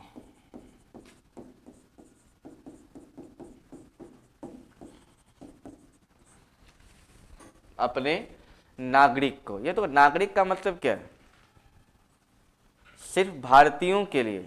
ठीक है, भाग 2 में पढ़ना होता है व्हाट इज सिटीजनशिप। ये बताओ पब्लिक और सिटीजनशिप में क्या अंतर है, सिटीजन में क्या अंतर है? हैं, भारत में रहने वाले हर लोग क्या पब्लिक तो है ही। ठीक है, बट हाउ फाइंड आउट, हम कैसे पा सकते हैं कौन नागरिक है कौन नागरिक नहीं है, बताइए? हैं, आधार कार्ड, आधार कार्ड को तो सुप्रीम कोर्ट टोटे टोटे कर रखा है। हैं, राशन कार्ड तो मूलवासी कैसे, हाउ, वोटर कार्ड है, पास, अरे वो तो आपका क्या सिटीजनशिप पाने का रास्ता है ना, लेकिन जो सिटीजन है उसको कैसे हम कैसे समझे कि आप भारत का नागरिक हैं, क्योंकि आपके पास बेस कार्ड है, राशन कार्ड है। इस पर आधार कार्ड को तो बॉर्डर पर भी नहीं मानता है, और जब भूटान घूमने जाएंगे तो भागे यहाँ से मतदाता सूची में पासपोर्ट होना क्या है आपके पास। अब जिसके पास अब क्या आप मतलब आप लोग जो है पासपोर्ट ऑफिस भागेंगे यहाँ से हैं कि भारत का नागरिक मेरे पास नहीं है। आपके लिए भी रास्ता है जिसके पास या तो पासपोर्ट है या भारत का पासपोर्ट लेने की अर्हता रखता हो, योग्यताएं उसके पास हो कि वो भारत का पासपोर्ट ले सकता है, वही व्यक्ति क्या है, सिटीजन है इस इंडिया का। बाकी कोई और प्रोविजन भारतीयता का नहीं है। ठीक है, ये आधार कार्ड ये सब चीज़ें फेल कर जाएंगे। ठीक है, कहीं विदेश जाएं तो इन्हें के आधार कार्ड दिखे, वहाँ पर आपका पासपोर्ट से ही, हाँ, आवश्यकता ही कब पड़ती है, आपको आवश्यकता ही कब पड़ती है। क्या आपका पड़ोसी कभी पूछा है आपसे, क्या आपके मामा कभी पूछते हैं? नहीं। तो नागरिकता जो शब्द है, ये शब्द जो है आता ही कब है, जब आप बॉर्डर को क्रॉस करते हैं तब। वहां से पता चलता है कि कौन भारतीय है कौन भारतीय नहीं है। ठीक है, बात को समझिए। इस देखिए सब टॉपिक, हाँ ऐसे लोग भावुक, मतलब इसे टॉपिक भावुकता वाला है, क्योंकि हम लोग पहले से पढ़ते आ रहे हैं भाई ये क्या सिस्टम है। ठीक है, हाँ ये भारत सरकार का क्या है, जो हम लोग आगे पढ़ेंगे पुट्टास्वामी केस का जो था मैटर, कर्नाटक हाईकोर्ट का जो जज पुट्टास्वामी और कुछ नहीं, क्या थे वो, कर्नाटक हाईकोर्ट का वो जस्टिस हुआ करते थे। ठीक है, ये मैटर कैसे राइज करता है, फिर क्या क्या उसके पक्ष में तर्क दिए गए और क्या सुप्रीम कोर्ट ने कहा है। आधार कार्ड प्लान के इम्प्लीमेंटेशन के लिए आवश्यक है। ठीक है, प्लान का इम्प्लीमेंटेशन सही से हो सके, सरकार का प्रोग्राम जो रेगुलेट हो सके सही से, इसके लिए आवश्यक क्या है, आधार कार्ड है। लेकिन नागरिकता की पहचान का वो सबसे मजबूत ठोस कागज आपके पास वो नहीं है। ठीक है, पासपोर्ट होना क्या है, आवश्यक है। कभी जाइए पासपोर्ट ऑफिस। ठीक है, अभी नहीं, जब जॉब लग जाए तब। अरे कुछ भी नहीं है तो कम से कम नेपाल घूम के आ जाओ ना, कम से कम बांग्लादेश घूम के आ जाओ। ठीक है, भारत से लगा हुआ कुछ देश तो ऐसा है ना, नेपाल घूम लो, बांग्लादेश घुमाओ, भूटान घुमाओ। ठीक है, क्या चीज, हम आपको विदेश घूमने की बात बता रहे हैं। ठीक है, राजगीर ही नहीं गए। ठीक है, पटना ही पूरे भारत की कल्चर को लिए नहीं बैठा है। ठीक है, आप कभी बंगाल उंगाल घूमने जाइए, सिक्किम वगैरह, तब मालूम चलेगा कि भारतीयता क्या चीज होती है। ठीक है, गैंगटॉक तक तो अभी तक कम से कम ये हो गया है कि हम भारतीय हैं, वरना वो लोग आज से लगभग 10-12 साल पहले जब पहुंचते थे सिक्किम, तो लोग बोलते हैं अच्छा आप इंडिया से हो, व्हाट डू यू मीन भाई, तुम कौन हो बे, हम लोग सिक्किमी हैं। भाई सिक्किम भी भारत का, लेकिन अभी भी अब जाएंगे गैंगटॉक से ऊपर मंगल का क्षेत्र में, तो अभी भी लोग बोलते हैं ये भारत से आया है। ठीक है, तो कभी घूमिए। ठीक है, और नॉर्थ ईस्ट जाने के बाद तो कई देश का रास्ता खुल जाता है, वहीं से गाड़ी खुल रहा है नेपाल का। ठीक है, खूब कमा लीजिए, पैसा को इकट्ठा कीजिए, सिलीगुड़ी आके बैठ जाइए, वो वहाँ से रास्ता नेपाल का कटा है, बांग्लादेश का कटा है। ठीक है, सिलीगुड़ी से 100 किलोमीटर आसपास जो जाएंगे तो एक जगह है जयगांव। ठीक है, जयगांव से जो है क्या बोलते हैं, भूटान का, बस भूटान गेट फेमस ही है। जयगांव जाने का मतलब क्या चीज़ है, भूटान गेट, वही एक मार्केट है। ठीक है, इसे घुमा कीजिए।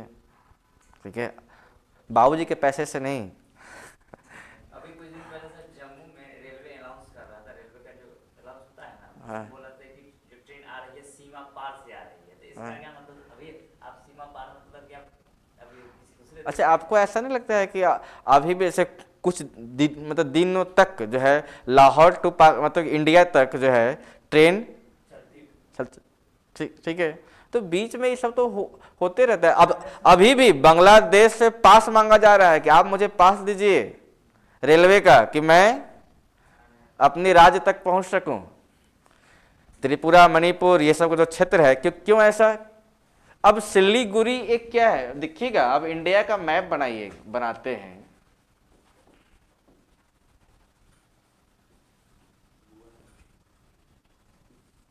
अब ये देखो क्या है, ये तुम्हारा बांग्लादेश, अरे इंडिया ही है।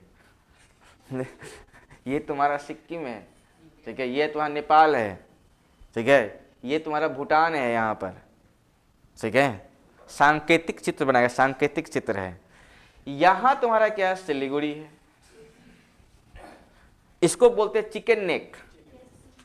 ठीक है, हाँ इसको बोलते हैं हम चिकन नेक। अब यार सोचिए कि भारत, दिल्ली यहाँ है, दिल्ली का प्रशासन यहां तक चलना चाहिए, पहुंच क्या है इसका। अगर ये बांग्लादेश पास दे दे तो यह दूरी क्या हो जाएगा, घट जाएगा। ठीक है, अब ये दूरी घटने से क्या होगा कि दिल्ली का शासन यहां तक प्रत्यक्ष रूप से दिखाई पड़ेगा, प्रभाव। आखिर इसमें अभी भी भारतीयता जो चीजें हैं वो चीज डेवलप नहीं कर पा रहा है। क्यों, डिस्टेंस क्या है, यहां पर समस्या हो गया अगर, तो सप्लाई यहां पर क्या हो जाएगा, पूरे नॉर्थ ईस्ट में रुक जाएगा। ठीक है, आप अक्सर जब आप पढ़ेंगे इंटरनल सिक्योरिटी तो वो सब उसमें पढ़ना होता है external insurgency and internal insurgency. ठीक है, तो इंटरनल इंसर्जेंसी के यहां पर कुछ ज्यादा ही दिखाई पड़ता, वो तो अब जाकर के कुछ क्या मतलब क्या कुछ मैटर सुधरा है। अभी गोरखालैंड का मैटर क्या था, असम का मैटर क्या था, नागालैंड में अभी भी कुछ ऐसे डिस्ट्रिक्ट है जहां पर उसका कानून ही अभी क्या है, इफेक्टेड है। ठीक है, जिस आईएएस को सेंट्रिंग में भेजना होता है तो उस आईएएस को कहीं और नहीं, कहां पर पता ही नहीं चलता, डीएम एसपी। ठीक है, ये सब थोड़ा इधर उधर किए तो इनका बिरयानी बन सकता है। ठीक है, अधिकारियों के लिए पनिशमेंट जगह। अरे यहाँ पर कुछ ऐसे नागालैंड में कुछ अभी भी ऐसे डिस्ट्रिक्ट हैं जहाँ पर क्या है, वहाँ का नियम कानून से ही भारत अभी भी संचालित हो रहा है। मतलब भारत का कानून अभी भी वहाँ पर क्या है, प्रत्यक्ष रूप से अभी पहुँच नहीं पाई। आप अक्सर पाते हैं कि मोटा भाई जो है नॉर्थ ईस्ट के राज्य के इस संगठन के साथ उनका क्या संधि हो रहा है, नहीं समझौता हो रहा है। ये सब क्या है, ये सब जो क्या थे, उग्रवादी लोग जो थे, उन सब को कहा जाए भैया अपना अस्त्र रखिए भारत की विकास की धारा में। अब आप सोचिए ना कि दिल्ली में बारिश थोड़ा तेज हो जाए, ठीक है, थोड़ा पानी लग जाए तो यह जो ब्रेकिंग न्यूज बन जाता है। लेकिन मणिपुर में क्या हो रहा है, नागालैंड में क्या हो रहा है, क्या यह न्यूज आपको दिखाई पड़ रहा होता है? इसके पीछे कारण क्या है, पहुंच, रिच। आप देखिएगा अब जा करके ट्रेन अभी भी गैंगटॉक नहीं पहुंच पाई है। ट्रेन अभी भी गैंगटॉक, मतलब ट्रेन की पहुंच अभी भी नॉर्थ ईस्ट के हर क्षेत्र तक। ये सब चैलेंज है, हमारा इंटरनल सिक्योरिटी का ये सब चैलेंज है। अब देखिए जो गवर्नमेंट है, जो अभी क्या है सिटिंग गवर्नमेंट है, इसका अप्रोच है क्या चीज, नॉर्थ ईस्ट को। अब वो कह रहा है कि ब्लॉग जो क्या यूट्यूबर है वो नॉर्थ ईस्ट घूमिए, ठीक है, ब्लॉग बनाइए, जिससे क्या है वहां का कल्चर पूरे भारत में फैल सके। जब पूरे भारत में फैलेगा वहां का कल्चर, ठीक है, तो वहां के लोगों का जुड़ाव कहां से होगा, वो भारतीयता से होगा। ठीक है, तो भावुक नहीं होना है ऐसा मैटर पे। ठीक है, इसे बहुत इसे टॉपिक भावुक कर देता है, इसलिए जो है हम आर्ट को क्या पार्ट 2 को मैंने हाइड कर दिया है कि वहां आप लोग बहुत दिन तक फंसे रहते एनआरसी सीएए के मैटर पर। ठीक है, समझिए क्या है, कहता है आर्टिकल 16 का 4 कि राज्य अपने नागरिकों को जो क्या है पिछड़े, ठीक है, और जिनका रिप्रेजेंटेशन कहां पर नहीं है, पब्लिक एम्प्लॉयमेंट में, उसके लिए क्या करेगी, वह आरक्षण देगी। ये जो आपका क्या मतलब एक आर्टिकल को कई भाग में तोड़ दिया गया है। जब भी आपको आर्टिकल याद करने में समस्या हो तो आप भी जो है इसी प्रकार आर्टिकल को तोड़ दीजिए। ठीक है, जब आर्टिकल को तोड़ दीजिएगा तो उसको याद करना या समझ, उसको लेकर के समझ विकसित करना ये थोड़ा आसान हो जाता है। ये जो लाइन है इसमें सबसे इंपॉर्टेंट क्या है,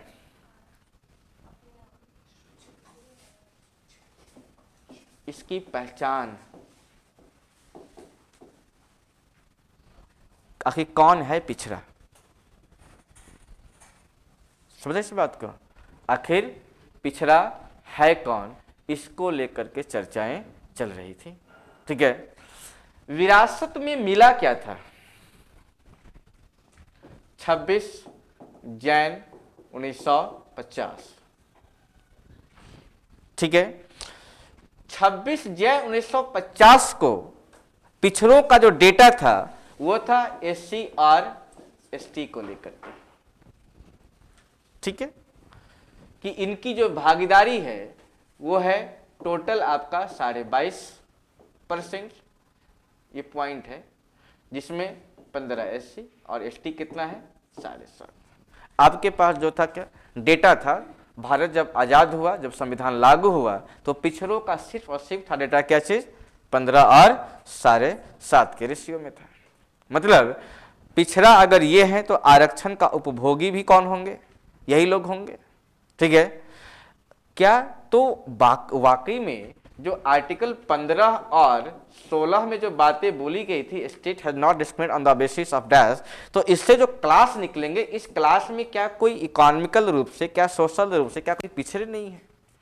अब इसकी चर्चा कैसी हो या फिर इसकी डेटा कैसे निकाली जाए, ठीक है। ये जो डेटा आई थी ये भारत शासन अधिनियम 1935 के तहत जो है 1937 में इसका डेटा तैयार हुआ था, ठीक है। इससे पहले भी जो है एक डेटा तैयार हुआ था 1933 में। कहा जाता है जो कास्टिज्म, मतलब जो क्या है कास्ट के बेस पर जो सेंसस हुआ था, वो सबसे पहला सेंसस कब हुआ था?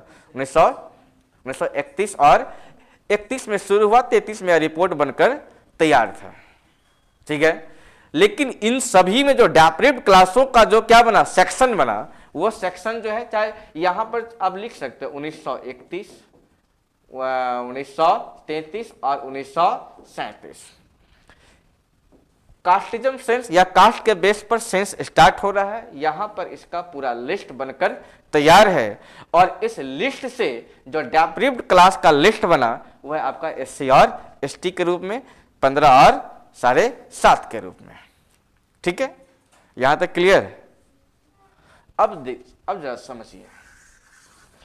अब बड़ी बात यह है कि जब संविधान लागू हो गया तो क्या पिछड़े में यही लोग शामिल हैं या अन्य लोग भी शामिल?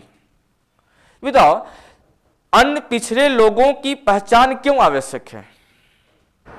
क्योंकि हर क्लास मतलब हम कह सकते हैं, चाहे वो हर कास्ट की बात हो या फिर हर रिलीजन की बात हो, ठीक है, इसमें कुछ क्लास ऐसे हैं जो पिछड़े हुए हैं, या फिर वो सोशल के स्तर पर हो, पॉलिटिकल के स्तर पर हो, या फिर वो इकोनॉमिकल के स्तर पर हो, ठीक है। अब इसको लेकर के जो है, अब ऐसी बातें जो है या ऐसे एलिमेंट कब इस्टेब्लिश हो पाएगा? जब आपका स्टेट क्या हो, सोशलिस्ट हो। और भारत क्या था? भारत का पीएम, भले ही समाजवाद जो है संविधान इम्प्लीमेंटेशन के साथ हमारे प्रियम्बल में समाजवाद नहीं थे, लेकिन हमारे संविधान में समाजवाद के गुण पहले से ही क्या थे, विद्वान थे, जैसे directive principle of state policy, ठीक है। और प्रधानमंत्री भी आरंभिक दौर में क्या थे, वो विचारों के स्तर पर वो समाजवादी थे। वो इसलिए आवश्यक था क्या चीज, कि ऐसे क्लास को निकाला जाए, चाहे वो जेंडर से हो या फिर वो कास्ट से हो, रिलीजन से हो, जिसकी पहचान सुनिश्चित हो कि वह डेप्रिव्ड या वह डेप्रिवेशन का वो शिकार हो चुके हैं। इसके लिए जो है पंडित नेहरू ने जो पहला प्रयास किया वह प्रयास था 1953, ठीक है। और यह जो प्रयास हुआ किसकी, मतलब किस रूप में, तो काका कालेलकर कमेटी के रूप में।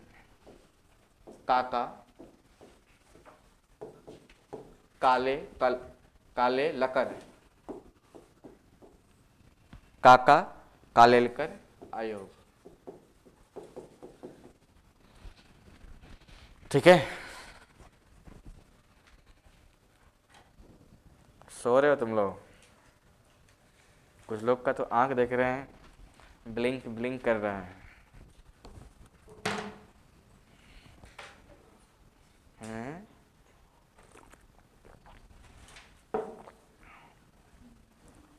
यहाँ तक ठीक ठाक चल रहा है, बत्ती जल रही है, जल ही या धुआं धुआं हो चुका है। ये टॉपिक पढ़ाने से पहले हम भी कई बार सोचते हैं पढ़ाएं या ना पढ़ाएं, क्योंकि यह टॉपिक थोड़ा, देखो इसका क्या है ना कि इस टॉपिक को पढ़ा कर निकालना बहुत आसान है, 2 घंटा काफ़ी हो जाता है, लेकिन इससे जुड़े हुए जो मुद्दे हैं उसको अपने आप में समेटना क्या है, चैलेंज है। इसलिए आवश्यक हो जाता है कि आरक्षण की पहले आवश्यकता समझिए, कैसे यह जो है राइज कर रहा है, फिर इसको खोजा कैसे गया, किसको आरक्षण देना है, वो ढूंढा कैसे गया, ठीक है। उसके बाद जब ढूंढ कर निकाल लिए तो आरक्षण दे कैसे रहे हैं, ठीक है। जिसको आरक्षण दे रहे हैं वो उस लायक है भी या नहीं। जैसे अभी मामला क्या है, ईडब्ल्यूएस का मामला चल रहा है, ठीक है।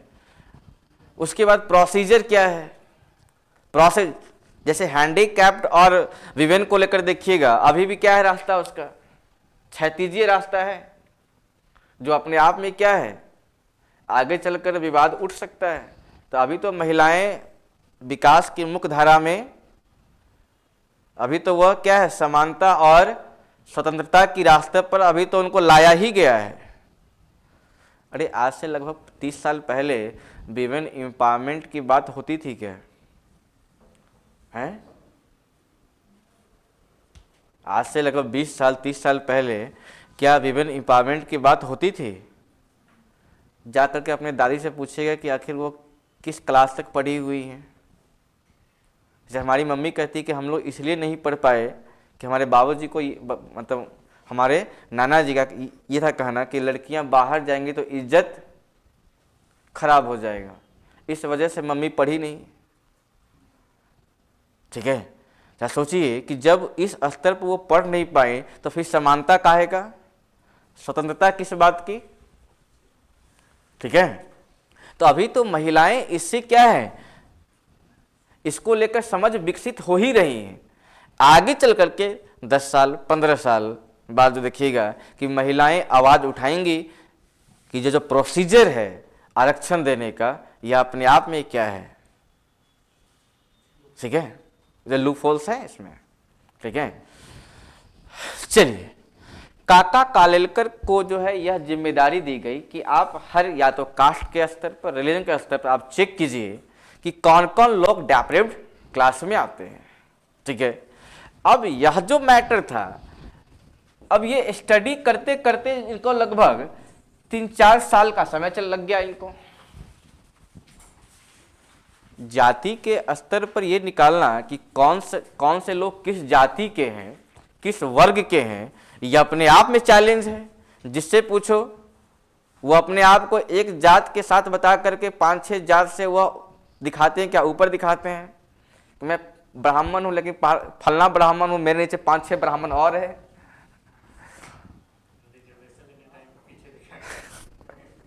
चैलेंज है या नहीं है? आप जब कास्ट की बात करते हैं तो आप किसी खास कास्ट की पहचान तो दिखाते हैं, लेकिन अपने नीचे 5-6। अब जरा सोचिए कि 1950 के समय यह अपने आप में एक क्या था, चैलेंज था। 3-4 साल बीत गया। अब नेहरू भाई इसको क्या बोले कि तुमसे ना हो पाएगा। अब तुमसे ना हो पाएगा तो भैया फिर सोशल जस्टिस कहां जाएगा फिर? क्यों? क्योंकि पंडित नेहरू का ऑब्जेक्टिव्स क्या था, सोशल जस्टिस। ठीक है, तो काका कालेलकर जो है सोशल जस्टिस को, इस मतलब क्या, जब नेहरू का काम करने में असक्षम हो गए तब जाकर के नेहरू ने क्या कहा, यह जिम्मेदारी दिया किसको, स्टेट को। ठीक है, और तब से लेकर के जो है स्टेट को जब से यह जिम्मेदारी दी गई कि आप जो है अदर बैकवर्ड क्लास की पहचान कीजिए और उसका सूची बनाइए। ठीक है, तब से जो है जाति को लेकर के राज्य के स्तर पर, राज्य में किसकी राजनीति शुरू हो गई, जातियों की राजनीति क्या हो गई, शुरू हो गई।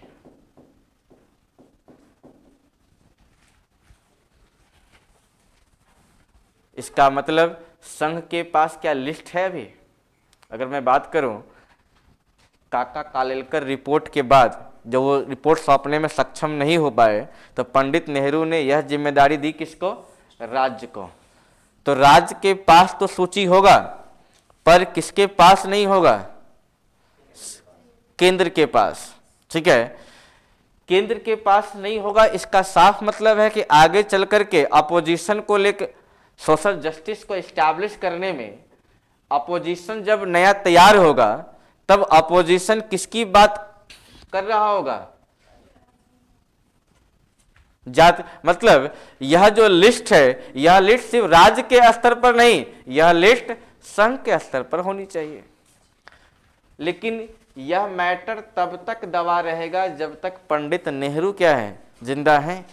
इसके बाद पीएम बन कौन रहे हैं, लाल बहादुर शास्त्री। शास्त्री के बाद बनना था किसको, बन कौन रहा है, इसे दुखी दुखी दुखी कौन घूम रहा है इससे, नाम में मतलब वो अपने नाम में जी लगा लिए कि कोई व्यक्ति मुझे जो है रिस्पेक्ट से जी बोले तो मोरारजी, है ना, बस समझ गए बात को। तो मोरारजी देसाई जो है अब लगे चिल्लाने, इधर इंदिरा गांधी बन गई है क्या पीएम, और अपोजिशन विपक्ष तैयार हो गया है किस रूप में, मोरारजी देसाई के रूप में। ठीक है, इनका मानना है कि भाई डेप्रेव्ड क्लास का मतलब डेप्रेव्ड क्लास को विकास की धारा में लाइए, मतलब संघ के स्तर पर जातियों का क्या होना चाहिए, कास्ट सेंसस की बात उठाने लग गए। कौन? आज भी उठ रही है ना। आज के बाद समझिएगा इस खिड़की के पीछे हुआ क्या है, हमारे पॉलिटिक्स में हुआ क्या है।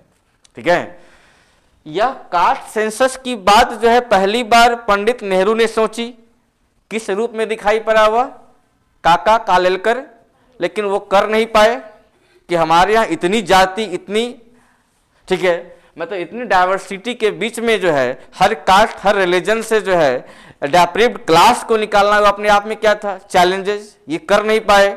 आगे चल करके अपोजिशन जो किस रूप में, मोरारजी देसाई के रूप में उभर रहा है, या जो है इंदिरा गांधी के लिए चैलेंज बन रहा है।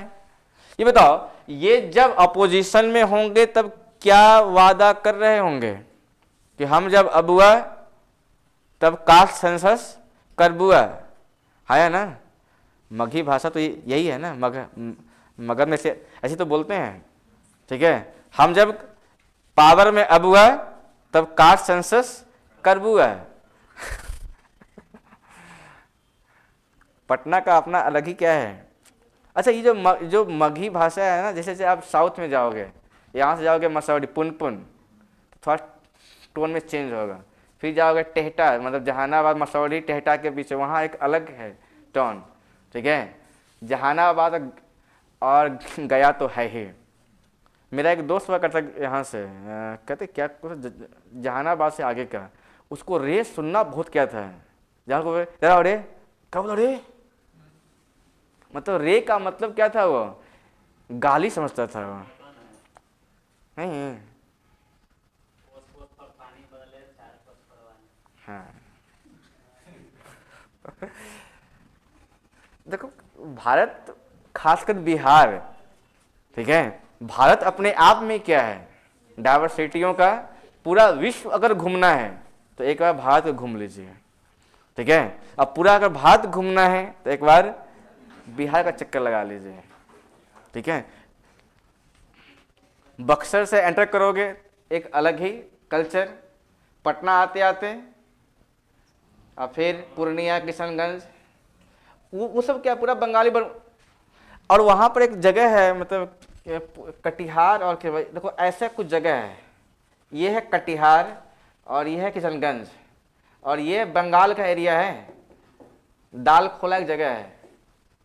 ठीक है, दाल खोला एक जगह है, ठीक है, वो बिहार में घुसा हुआ है। अब लोग करते क्या है, हम बिहारी लोग यहाँ से खरीदते हैं क्या चीज़, चखना, पहुँचते कहाँ पर है, दाल खोला यहाँ पर दारू पीता है, फिर मस्त बाहर निकल जाता है। यहाँ एक अलग ही कल्चर बस रहा है, ये पूरा क्या अलग कल्चर, लगता ही नहीं है बिहार, लगता है पूरा बंगाल है ये। ठीक है, की कौर छे पूरा बंगाली है। ठीक है, तो कहने का मतलब कि एक सीमा समाप्त होता है, संस्कृति समाप्त नहीं होता है। कहाँ थे हम लोग, हाँ, कास्ट सेंसस।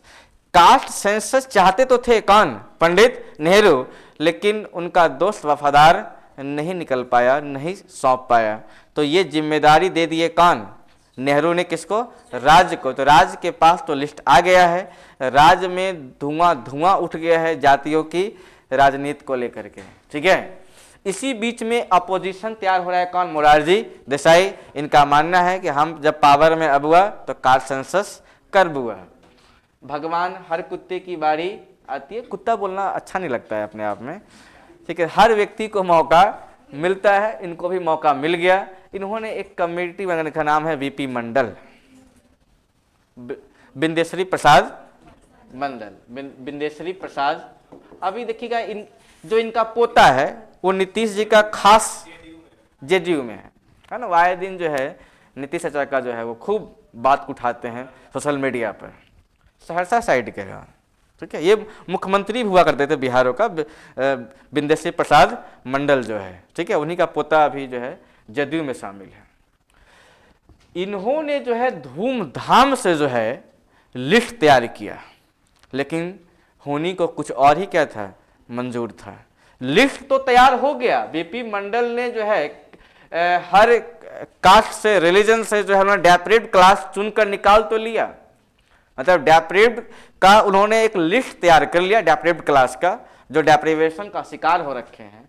लेकिन जब तक यह रिपोर्ट सौंपा जाता तब तक सरकार ही क्या हो गई, गिर गई, ठीक है। ये बताओ इंदिरा गांधी डर रही होगी, हाँ या ना, कि कहीं अगर कास्ट सेंसस जारी कर दिया, कास्ट सेंसस जारी अगर हो जाए और यह दिखाई पड़ने लग जाए कि 1947 के बाद किसी खास रिलीजन या किसी खास कास्ट की जो क्या है जनसंख्या वह डिक्रीजिंग ऑर्डर में है और किसी खास रिलीजन की संख्या वह इंक्रीजिंग ऑर्डर में है, तो राजनीति पलट सकती है या नहीं, ठीक है।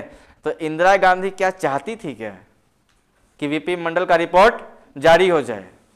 इंदिरा गांधी जो है इस रिपोर्ट को जारी होने ही नहीं दिया, और इसी समय से जो है मंडल कमंडल की राजनीति शुरू हो गई। मतलब अपोजिशन के लिए एक जो है वरदान मिल गया, कौन सा, वीपी मंडल कमेटी की रिपोर्ट, और इन्होंने कई राजनीतिक पार्टी को जन्म दे दिया, जिसमें अपने यहाँ भी कौन है, आरजेडी, जदयू, ठीक है। लाठी मिला था, रास्ता दिखा दिए कौन, जेपी आंदोलन, जयप्रकाश, ठीक है। तो कई पार्टी, कई नेता जो है यहां से राइज कर गए, क्योंकि मंडल कमेटी का रिपोर्ट जारी हो, मंडल कमेटी का रिपोर्ट जारी हो। आगे चल करके होनी को कुछ और ही मंजूर था। वीपी सिंह की सरकार बना, ये बने प्रधानमंत्री, और डिप्टी पीएम बने देवीलाल, ठीक है। देवीलाल के सपोर्ट से जो है वीपी सिंह की गवर्नमेंट बना। इसी समय एक जो है विवाद छिड़ा था, घोटाला था, वेफोर्स का घोटाला। इस घोटाला में नाम आ रहा था किसका, वीपी सिंह का बेटा का, ठीक है, इस घोटाला में जो है। और इसी बीच में देवीलाल का था जन्मदिन, ठीक है। सिंपल सी बात है, डिप्टी पीएम का कोई पद संवैधानिक तो नहीं है, ठीक है, लेकिन अगर आपका गठबंधन की सरकार है तो अन्य क्षेत्रीय पार्टी को जो क्या चाहिए, विश्वास में लेने के लिए उनको कुछ विश्वसनीय पद देते हैं। जैसे मान लो अभी सरकार है किसका बिहार में, जदयू, ठीक है, लेकिन डिप्टी सीएम एक नहीं, राजनीति का रायताकरण कहते हैं इसको जो है रायता फैलाया जा रहा है। ये डिप्टी सीएम क्या होता है, ये डिप्टी सीएम जो होते हैं ये सब कैबिनेट, ये मिनिस्टर के रूप में जो है ये लोग शपथ लेते हैं, ये नहीं कि डिप्टी सीएम के रूप में शपथ लेते हैं, ठीक है। इस चक्कर में देवीलाल जो है जब शपथ ग्रहण का हो रहा था, ठीक है, तो यह मिनिस्टर नाम बोल करके यह डिप्टी प्रधानमंत्री बार बार ये बोल रहे थे, कौन, देवीलाल, ठीक है। इनको बार बार, अच्छा ये इसको विश्वास में लिए हुआ था कि भाई हमारे बाद, ठीक है, इसलिए बार बार जो है डिप्टी पीएम, तो इनको समझाया गया कि भाई, राष्ट्रपति महोदय को समझाया कि भाई डिप्टी पीएम कोई पद नहीं है, आपको मंत्री के रूप में शपथ लेना है। तो इसका मतलब ये प्रधानमंत्री बनने को लेकर ये थे क्या, यह अग्रसर थे, ये एम्बिशियस थे, ये महत्वाकांक्षी थे। इसी बीच में जो है इनका था जन्मदिन। घटनाक्रम देखिएगा, घोटाला में फंसता हुआ दिख रहा है कौन, वीपी सिंह का बेटा, इनका बेटा फंसा, इसका मतलब, ठीक है। इसी बीच में बर्थडे किसका आ रहा है, इन्होंने जो है अनाउंस किया कि हम अपने बर्थडे पर भारतीयों को बोनांजा गिफ्ट देंगे, ठीक है, उन्होंने वादा किया। अब वीपी सिंह को लग रहा है कि कहीं ऐसा ना हो कि ये अपना जो है क्या खींच ले, अपना हाथ खींच ले। क्यों? ये जब अपना समर्थन खींच लेगा तो सरकार गिरे किसकी? वीपी सिंह की। और ये वीपी सिंह जो है आनन फानन में जो है कौन सा रिपोर्ट जारी कर दिया? मंडल कमेटी का रिपोर्ट जो है इन्होंने क्या कर दिया? जारी कर दिया। और तब से लेकर के आज तक जो है मंडल की रिपोर्ट को या उसी के रिपोर्ट को आधार बना करके जो है आरक्षण दिया जा रहा है। यहाँ तक बात समझ पाए या नहीं समझ पाए? ठीक है, पहली बात हम लोग जो आज समझ पाए कि आरक्षण मिलना चाहिए या नहीं। उसके बाद आरक्षण किसको मिलना चाहिए, ठीक है। उसके बाद आरक्षण का स्वरूप कैसा होता है, ठीक है। उसके बाद मैंने क्या सीखा कि यह जो आरक्षण है कि आज़ाद भारत में, ठीक है, संविधान में इसका प्रोविजन कहाँ पर दिखाई पड़ता है। फिर इसमें जो है एक लूपहोल दिखाई पड़ा, डेप्रीव्ड क्लास का चर्चा है, पिछड़े क्लास का चर्चा है। तो आखिर ये डेप्रीव्ड क्लास का चयन कैसे हो पाए, इसके लिए जो है प्रयास देखा गया। तो आज़ादी से पहले से भी मेरे पास रिपोर्ट था, लेकिन आज़ादी के बाद यह कैसे डेवलप किया, तो यह डेवलप करता है काका कालेलकर कमेटी के रिपोर्ट के आधार पर।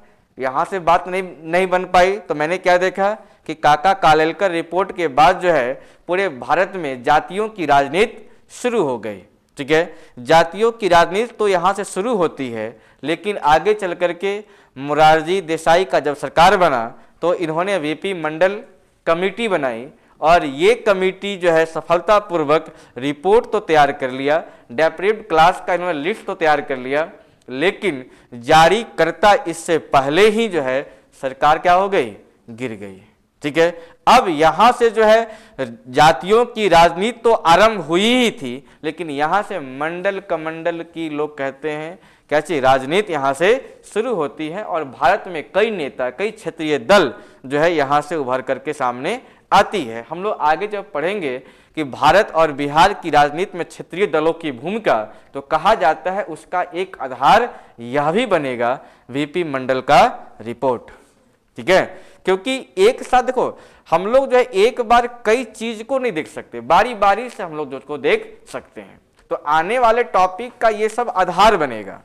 अच्छा सोचिए कि जो आज गायब है और जो अचानक से उस दिन आए क्लास में, क्या इस क्लास की मर्म को समझ पाएगा क्या वो, ठीक है।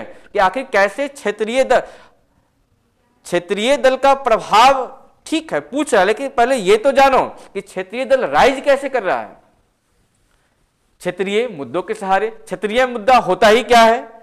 कास्टिज्म, रिलीजन, यही तो है। अरे यही सब के कारण तो यूपी में कौन, अब ये पार्टी का नाम लेना सही है क्या, ठीक है। जो यूपी में बिहार में एक या कई पार्टी है, ठीक है। ये सब देन किसका है? ठीक है। इसे अक्सर देखिएगा ये लोग जो है मंडल कमंडल क्योंकि मतलब क्या, इसे जो शब्द ये लोग बार बार बोलते रहते हैं मंडल कमंडल की राजनीति, क्योंकि इनका जन्म कहाँ से हुआ है, ठीक है। तो काका कालेलकर कमेटी के बाद जो है भारत में जातियों की राजनीति शुरू हुई। वीपी मंडल के रिपोर्ट के बाद भारत की राजनीति में एक और जो है मुद्दा जुड़ गया, मंडल कमंडल की राजनीति। लेकिन यह जो है मूर्त रूप में दिखाई कब पड़ता है? वीपी सिंह की सरकार में, क्योंकि वीपी सिंह की सरकार ने इसको जारी कर दिया। अब बड़ी बात यह है कि इन्होंने जारी किया, इसका परसेंटेज क्या है? तो ये परसेंटेज था 52%। 50